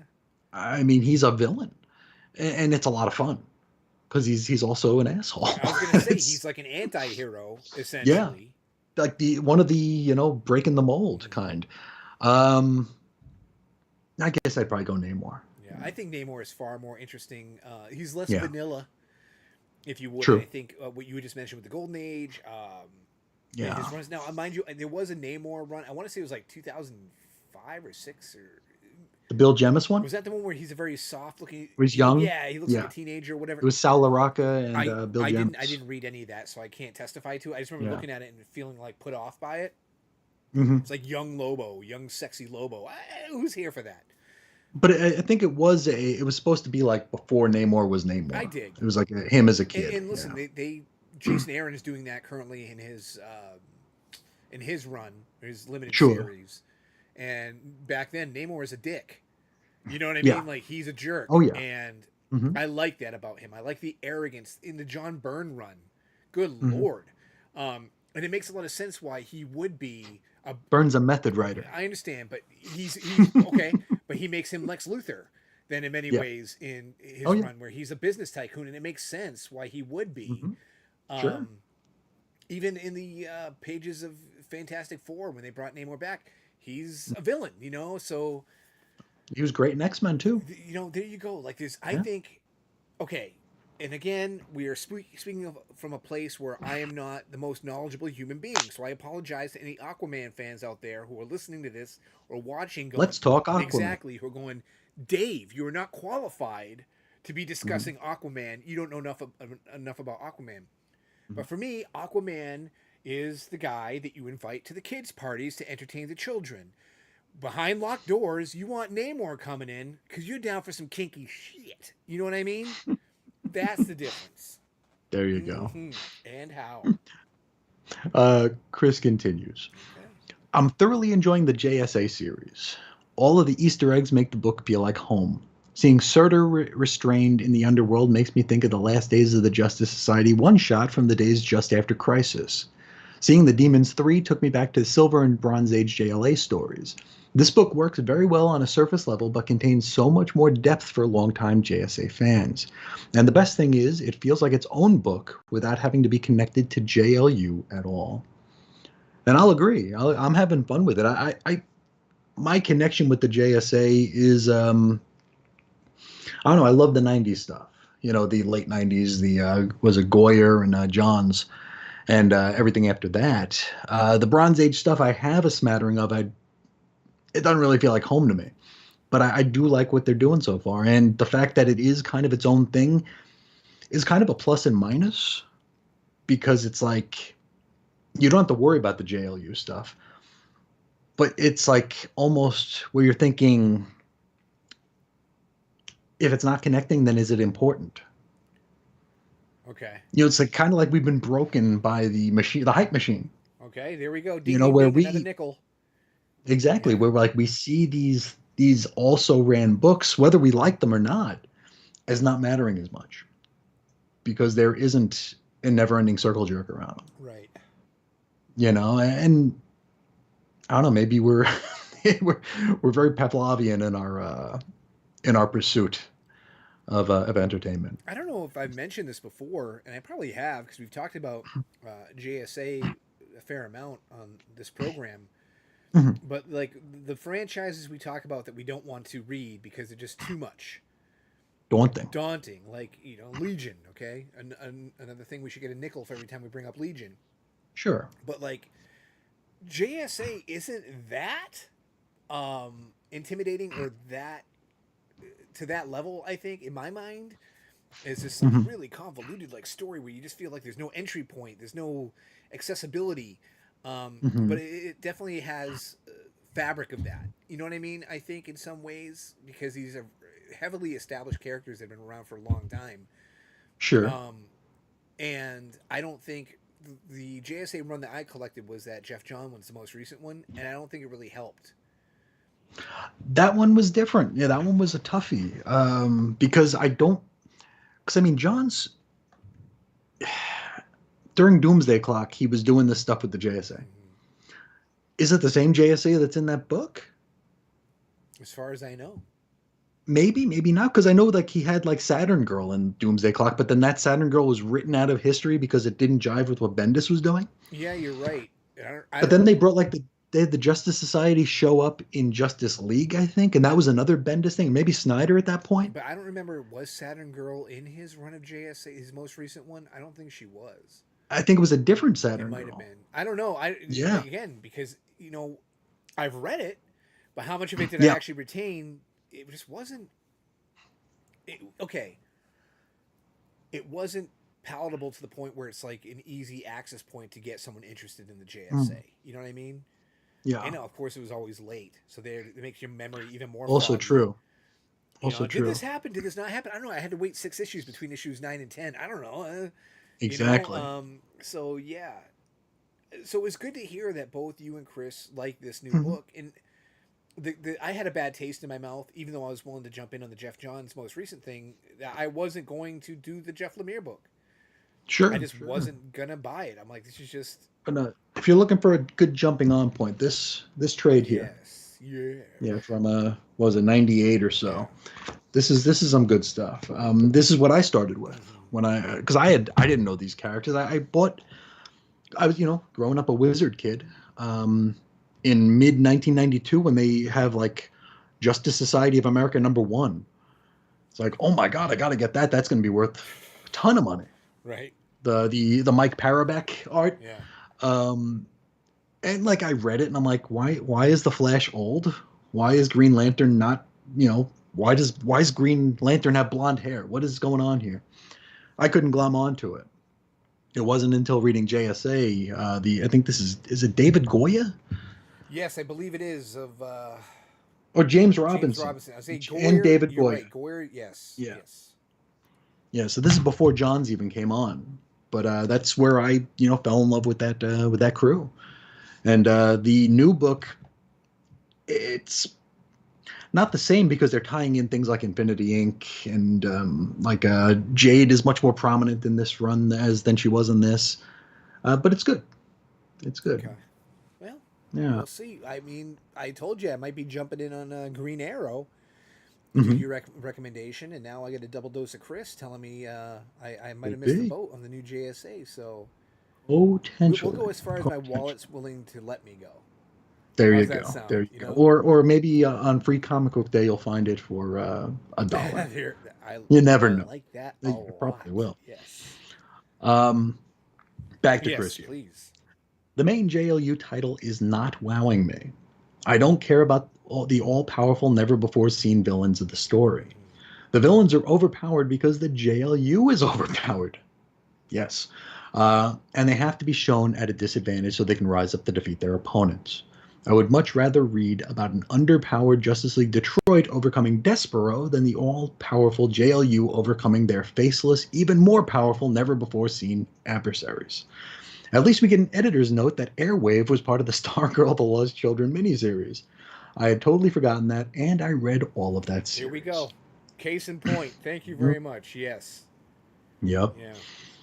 And I No, I I got mean, those tie-ins forgot. too. I got the Alan Scott one. I got the Sandman one. I Yeah, got the the Garrick. Jay Garrick one, and it's just Yeah, they were not great. unremarkable. Yeah. They were unremarkable is a good way of putting Mm-hmm. it. They were just not great. Um, yeah, it's hard. It's like when you read those like Bronze Age JLAs, and it's like, okay, we have the team showing up against the bad guys, but like there has to be one that knows magic, Mm-hmm. so Superman could go down. It's like, oh, there's evil Doctor, magic guy. It's like, oh, Superman can't fight this time, so now we actually have a threat. With JLU, it's yeah, I mean, yeah, in pro wrestling, there came a time where like it just became garbage. Like people were hitting each other with weapons constantly, putting people through tables, hitting them with cars, hitting them with chairs, to the point where it's like, where do you go from here? You actually have to murder someone in order to get any kind of reaction. Because if you go back to just regular wrestling, people are bored by it. They want to see blood. They want to see people get hit with weapons. With JLU, it's like we're going to get to a point where it's like, can we enjoy, or is it possible to craft a story where we have a lesser threat? Because everything has to be this multiversal Yeah. shattering, immense, nothing will ever be the same again threat. I have two thoughts on that. if you'll permit Mhm. me to share. I guess so. Because one is very timely, because it's something I talked about with my Hmm. son this morning. But the first Hmm. thing is, and you might as well just like lift my hat and right on my head. I don't know, but If your hat was clear, we'd be able to I see it. know. Unfortunately, I'm not one of the lucky Hmm. 100 or 1,000 or 10 billion. We're not clear on that. Yeah, pun Hmm. intended. How many are in Hmm. existence? But We believe in we transparency, sure just not there. do. Wrestling sometimes will Hmm. come up in my socials. The Hmm. algorithm is like, hey man, we saw you hover over a wrestling post, and now here you go. Here you And then go. apparently there was an era, like you just said to me, like when is enough? Like, okay, we've hit people with this and da da da da da. So maybe you can clarify. There was a period where there was a older woman, and I want to say Hmm. her name was like May or something, Mae Young. May She was put through Young, a table. and they Yes. showed her like giving birth To a hand. to a Yeah. hand. Hmm. So you were well aware of this. What era was Oh this? yeah. That was the Attitude Era. The Attitude. That's what they called it. It was Attitude. back in 1999 or Okay, so. so 99 ish, and Yeah. and dude, I've got a pretty. I mean, I talked about Tom Green earlier. Sure. My sense of humor can be a little, off color, a little wacky, and I'm looking at this Sure. going, who did this appeal to? Who is Exactly. this for? And then Hmm. like next thing you know, I scroll down and there's a clip of her, this old woman getting like freaking pile driven, Through a table. yeah, whatever, by like a Hmm. full grown muscular man. Yep. And I'm like, what is going on here? What? Yeah. What does this add? Yeah. what what is this? Hmm. The second thing I wanted to bring up was, and this is the medium that you don't care for, but film. My Hmm. son, when he gets ready for school in the morning, he likes to watch like Marvel movies and stuff. And I put on this morning for him Iron Man 2. Hmm. And I was sitting there watching it with him while he ate his breakfast that I prepared for him because I am a loving father. I'm a Hmm. great Hmm. human being all around, who provides for his offspring. And I'm like, this is the last movie where it's not like a godlike situation. Because in Okay. that movie, he fights Whiplash, and the U.S. government is after his secrets and stuff. And I'm like, this is like the last one that feels like an Iron Man comic I would want to read. Sure. And my son's like, wow, you're right, because after this, it's all about Thanos. It's all about outer space and da da da. I'm like, Infinity Gems. yeah, Yeah. this is like the threat. The big threat in here is a dude who has whips, Electrified whips. Yeah. electrified whips, and I really dig that. I enjoy that wholeheartedly, and I kind of miss that. So the moment when you were saying like, yeah, it has to be, every issue has to be this unbelievable epic God tier. god tier Yeah. epic scenario. It's like Yeah. there's something to be said, and maybe that's the reason why, for example, I enjoy Dick Tracy from Mad Cave so much. Sometimes I Hmm. like, let's dial it back. Let's Yeah. bring it back a little bit. I Hmm. need some more grounded stories that can still be ridiculous as a comic book, but still Sure. in I my mean, you life. you could tell a story in the Marvel universe where you spend 50 issues of someone trying to get to the moon, Mm-hmm. and you can make that scene where they first step foot on the moon mean the world. Or you could have the first page them landing on the moon, and it's like, where do you go from there? Mm-hmm. It's like you need to govern a little bit. You need to calibrate. Yeah. And I don't know with this JLU because like they're giving Wade pretty much every key they own. It's like, do whatever you want, dude. What's next? Well, he. You know, it was like because it's very reminiscent of Hickman on the Uh Avengers, huh. where it was like Universal Avengers. We need to be bigger. We need to be bigger, and it's like everything is like gods. It's like, where do you go from here? I was gonna chime in there. Now Hmm. what's next? He's doing Hmm. that crossover within his own With his titles. books, Yeah, you know yeah. what I mean. So it's more. Oh boy, there's some words rolling through my noggin right now that I'm opting. I'm using. I have tact. I'm trying not to say There them. you go. But yeah, it's just, I don't know, man. Stop the insanity. That's what I got to say about that. Susan Pout, I wish she had. She's probably living a good life. I'll tell you. I hope I so. hope so too. I hope so. But Chris, you continues. He does. He does. Let's see here. There's a spoilery paragraph we're not going to do just yet. Then he says, I believe that Dave has mentioned he is a Metamorpho fan in the past, and I was wondering if he has been reading the new Metamorpho miniseries.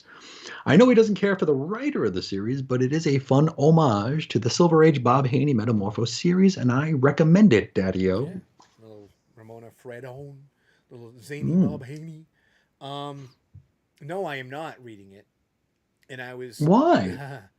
I was so hurt, man, because there was here's a scrap segment I was going to propose to you before the show. All Yet right. again, how the sausage is made. Valentine's Day is in a couple weeks, and I was thinking Yes. today we could establish characters that deserve more love. Okay. And one character that I've for years have said, dude, he's not utilized right. I mean, it hasn't been since like Justice League Europe. I found him vaguely, remotely interesting. Even when Dan Jurgens did a year one of him, I was like, it wasn't that great. But Metamorpho, What about the Terrifics? Did you like no, I that? thought the Terrific, because Terrifics, No. all it was Fantastic Four. He was the Yeah, it thing. was very. Their Yeah, it was their very villain was on the dark. face of it. It was is the most like that whole line, that Dark Knight's Metal Transparent. was just Marvel ripoff. Everything. Yeah. What was his name? Sideways was Spider Man. Spider-Man. Silencer was the Damage was Punisher. the Damage Hulk. was the Hulk. Yeah. Immortal Man is X Yeah. Men. It was like, dude, how Hmm. are they not getting completely sued into the ground? Yeah. There was a lot of great talent attached to that too, and it's just such a letdown. And Lemire, Yeah. coincidentally, was the writer, I believe, of the Terrifics. Terrifics.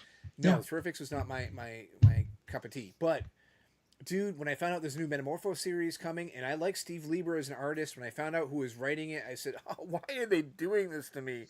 They just had the Hulk taken over by Philip Kennedy Johnson, and now you want to just crap in my Wheaties so hard and have Hmm. Al Ewing writing the Metamorpho series. So yeah, no. That's. There's a series that I was the only person to champion for many many years. It was a book that, like, when people heard about it, they're like, "What the hell is that? That couldn't have possibly existed." It was a book called First Issue Special, Yes, I recall. and I talked about that a lot. Nobody cared about it. Mhm. Tom King discovers it, puts together his series. It's like, Danger Street.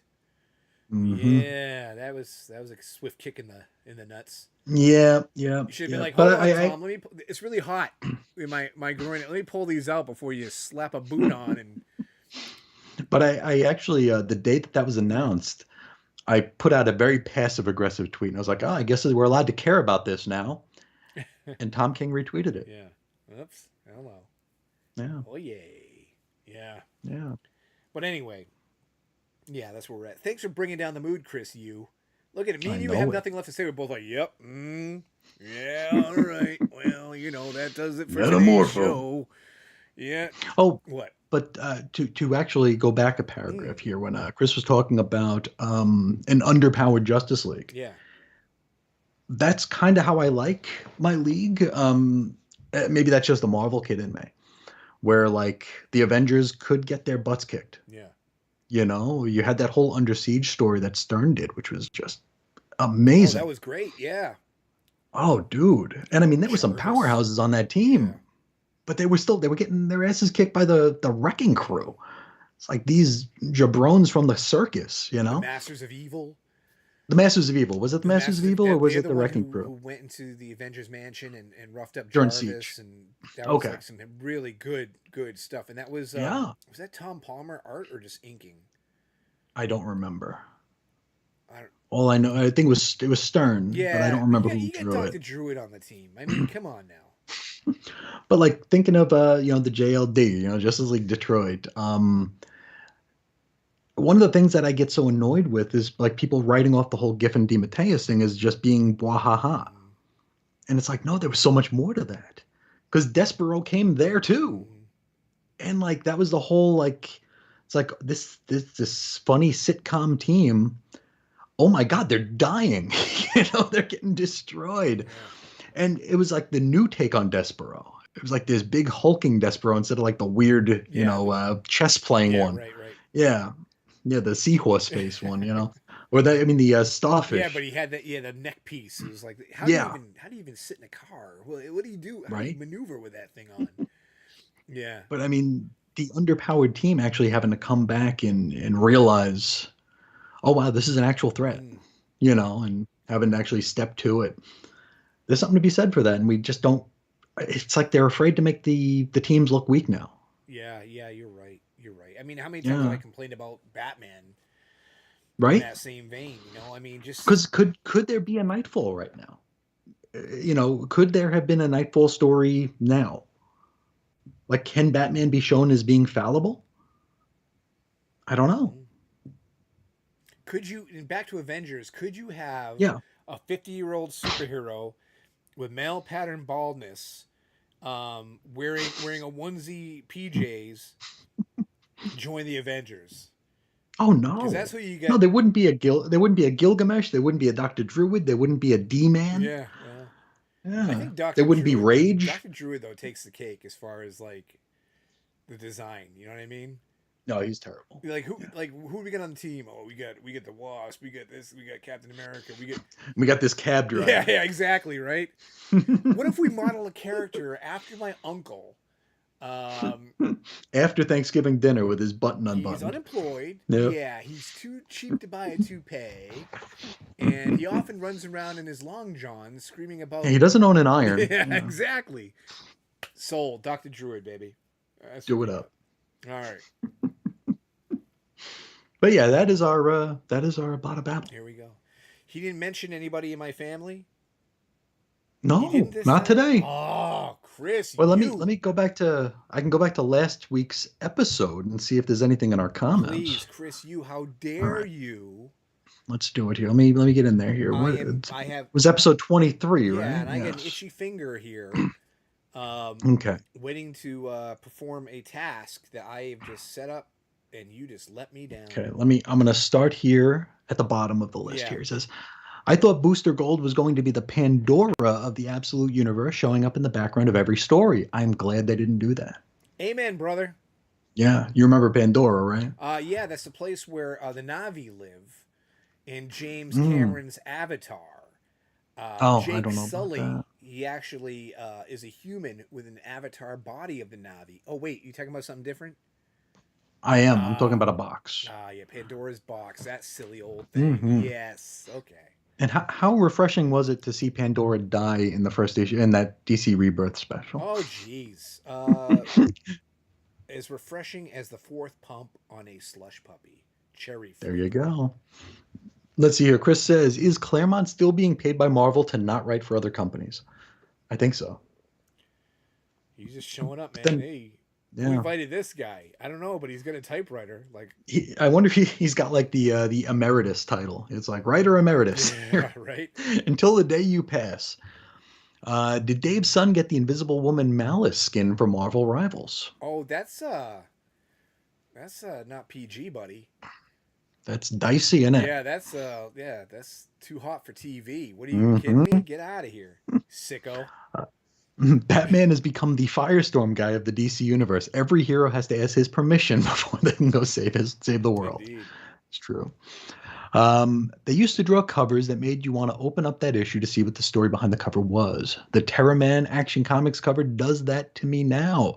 The art of drawing a comic cover has been lost. No number of variant pinup covers draws me in like that Terra Man cover. Cool, cool. And it's true. I mean, there is no art to drawing covers anymore, is there? I would say Is there a need?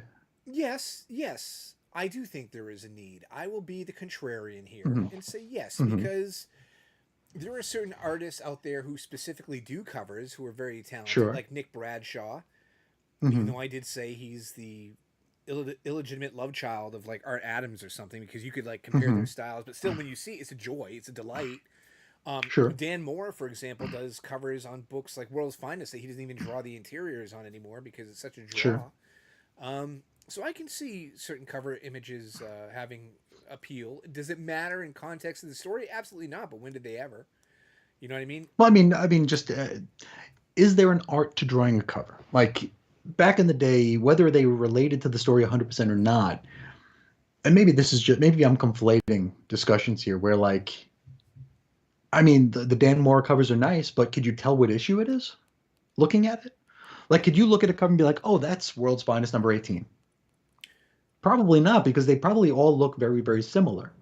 They're just different flavors of Batman and Superman doing something. Okay, yes, yes. And I can also see, I just mentioned like I remember comic covers when I was a kid. You had a couple different types of that, right? You did have ones that were very specific to the interiors.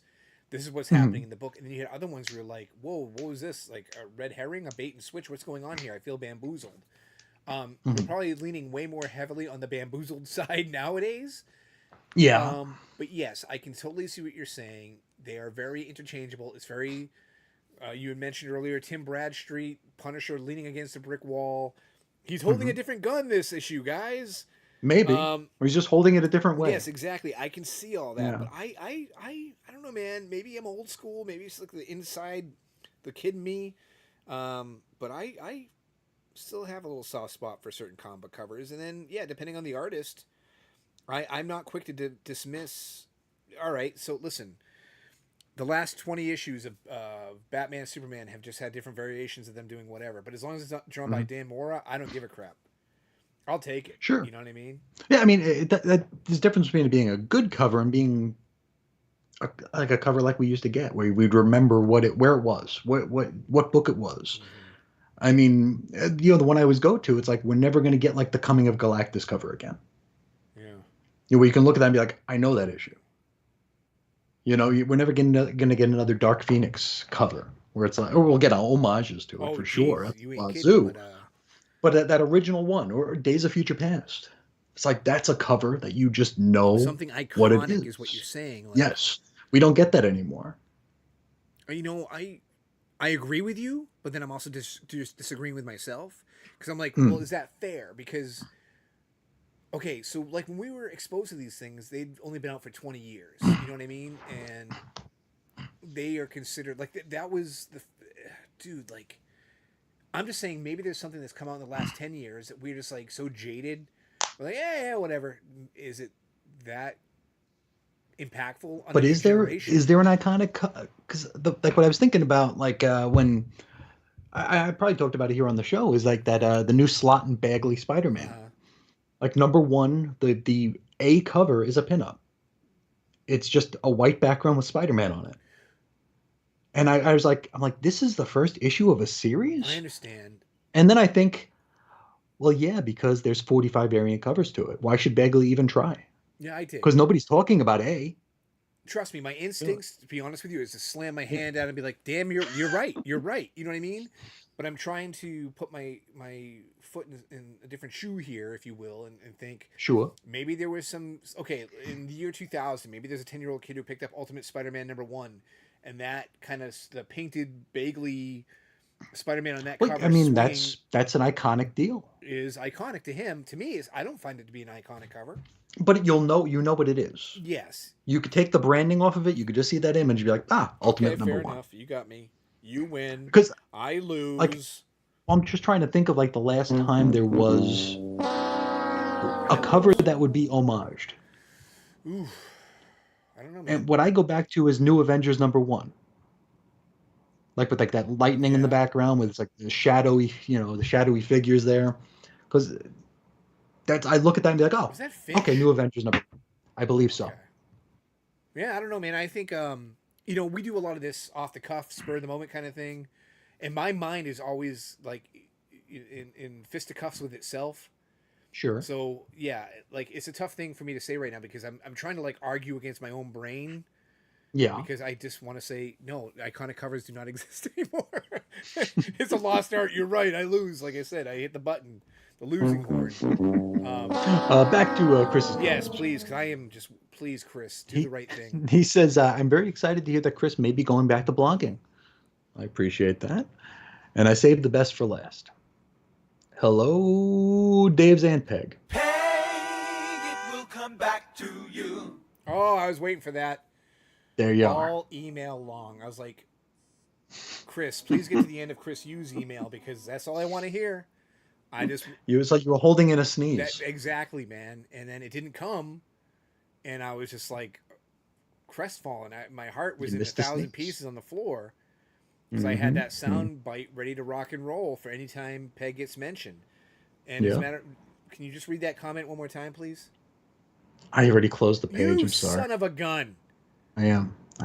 Well, I'll play this one more time. Chris, you please don't forget anytime in the future if you want to hear a little ditty that goes something like this.